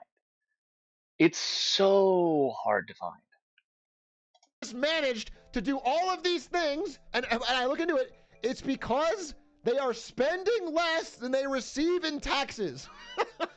It wasn't like some kind of one-time, one-off, they won the lottery thing. It is because the money came from spending less than they received in taxes. Now, I mean, if they increase programs, they'll probably eventually the surplus will get spent away, I'm sure. But this is so rare in any elected official. He's not even like a crazy overspending deficit crazy. It's like I can't even find that to be mad about, which is like something I really personally care a lot about. The only thing I got was a little bit of a too good to be true vibe, which I'm sure there's got to be something. I'm not saying there's nothing. This guy? I don't know. I wouldn't say infomercial. His name is Atrioc. I personally like him for marketing news. He's also been a little into the politics right now. But yeah, I get him for marketing news. An infomercial? No. No. And he's been critical of both Biden and Trump. Like crypto or stock market, not crypto. He is very adamant about how stupid crypto is. And not really stock market either. He's a marketer. Like that was his. He worked marketing for large companies. He's not a stockbroker or anything like that. He's a marketer. So he looks into like ads, like, hey, is this ad good? Or I don't know. He does a lot of things. Crypto, blockchain, Web3, layer 2, something, Doge. Yeah. No. No. Um, but yeah, he also does a lot of things like, hey, this is what's been going on in the market this past month, or something like that. He does a lot of summarizing of things. He's all right. Another one I like that I also like Morning Brew. Morning Brew Daily. Street vendors are everywhere in New York Yada City. yada But yada. Morning Brew Daily has some good Morning Brew Daily information. Show. I'm most days. Like it just told us about the dock strike today. He's all right at marketing, yeah. I haven't really seen anything that he's done. Bro. Bro.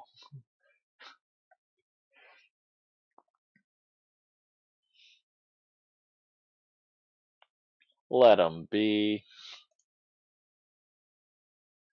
Ugh.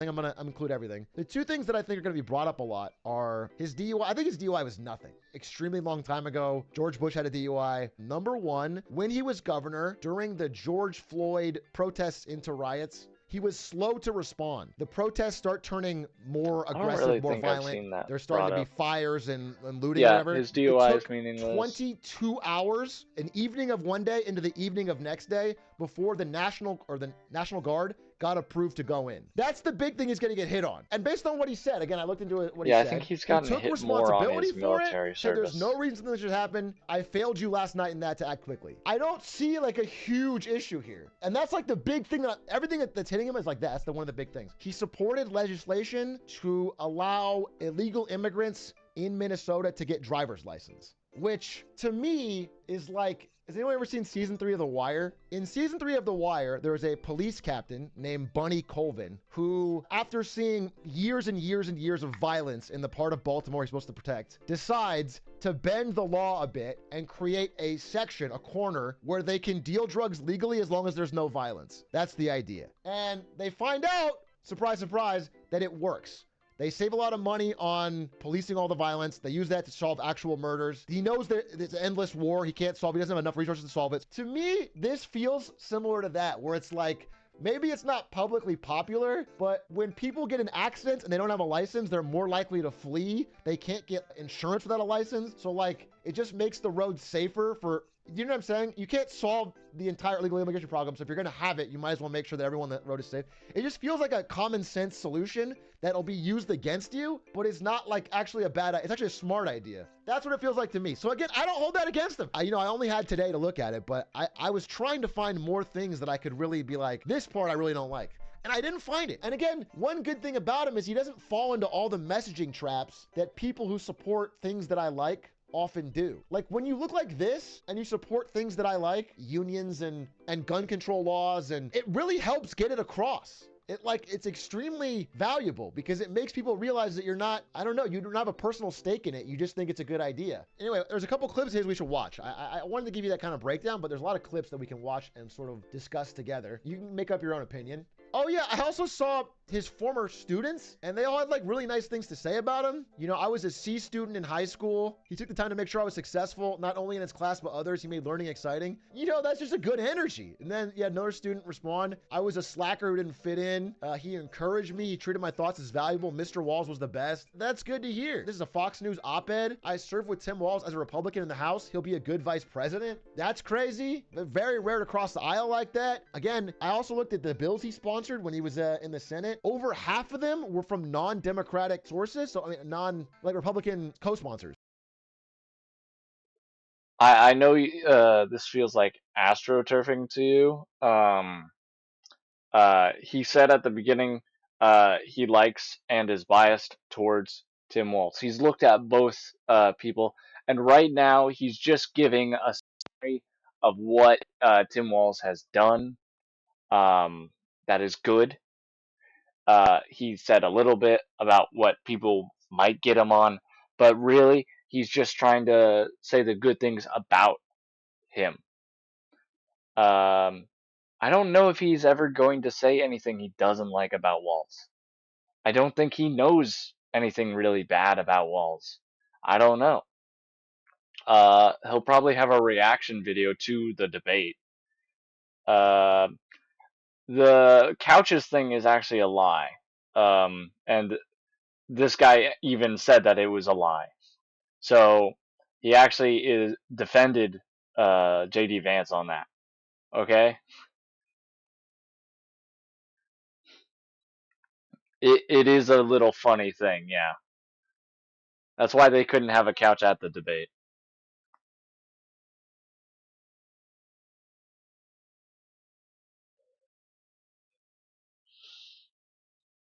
Oh, okay, I'll let this keep going. So he had like a lot of bipartisan bills, and it's crazy because I've never heard of the guy. I'm not gonna fully admit. A couple weeks ago, I never heard of the guy. Oh, also one thing, the CNN behind the scenes article, whatever, it was saying that he was talking to Kamala's vetting team before he got picked as VP, and one of the things he said was, "Hey, I've never used a teleprompter. Is that going to be a problem?" And then you see him on stage, and he's quick with it. And I got to tell you, I can't wait to debate the guy. That is, if he's willing to get off the couch and show up. So, you see what I did there? You even got the dad face. That's like the face my dad will make when he makes a joke. His son. His son is like a Atrioc viewer. One of you, I'm sure, reading Star Wars novelizations. Hey, Minnesota, I'm back. I'm not sure that's accurate. Over, and he does actually read books. So, Gus, what are you reading? Or read? Star Wars, Revenge of the Sith. It's just a good book with a lot of action in it. All right. Well, thanks again, Minnesota. He's wearing a Keep Calm and Game On shirt reading the Star Wars Episode 3 novelization. This kid should be president, let me tell you that. Yeah, I don't know. What I'm saying is tough to find a lot to hate. Trump campaign sent an email to all their subscribers today that said, Tim Walz will unleash hell on earth. And I just don't get that vibe. I just do not get the vibe that messaging is going to stick, that he's truly going to unleash hell on earth. But it could be that crooked Kamala's coup is complete, and Tim Walz would be the worst VP in history, and he'll unleash hell on earth. I want you to know there's 2 points of view on this, and I'd hate to not present both sides here. He might literally, But yeah, what would Tim Walz do that they had to say that he would release that upon the earth? Like, very confusing, kind of desperate in my eyes. He gets into office, draw a pentagram in the Oval Office, and release Beelzebub, the Prince of Darkness, into the world. That could happen. Oh, and another thing, dude. Another thing. Bro, again, I'm looking into his past. I find out he taught English in China. And he can speak conversational Mandarin. I mean, his quote on China is like... As I said, I've been there about 30 times, but if someone tells you they're an expert on China, they're probably not telling you the truth because it's a complex country. But it's critically important for us. I don't fall into the category that China necessarily needs to be an adversarial relationship. I totally disagree. He has like a nuanced opinion on China, which is so important because the United States-China relationship is going to define like the next 10 years. And he's not like 100% China bad. He's not 100% I love Xi Jinping, he's my best friend. Dude, that's what I'm saying. I just think he would be a good president, which is why it's almost unfortunate that he's VP. But as a politician, I haven't found a lot to dislike. And he's got so many years of doing the boring stuff that I believe it. It doesn't feel like he did a thing for 2 years to look good and then pad his political career. He taught geography for so long. He managed a lunchroom for a bit. What is this clip? So let's say you're on a debate stage with, say, JD Vance. and he accuses you of being a big government liberal who's attacking our families, making life worse for our families. Yeah, first of all, it was up to him. I wouldn't have a family because of IVF.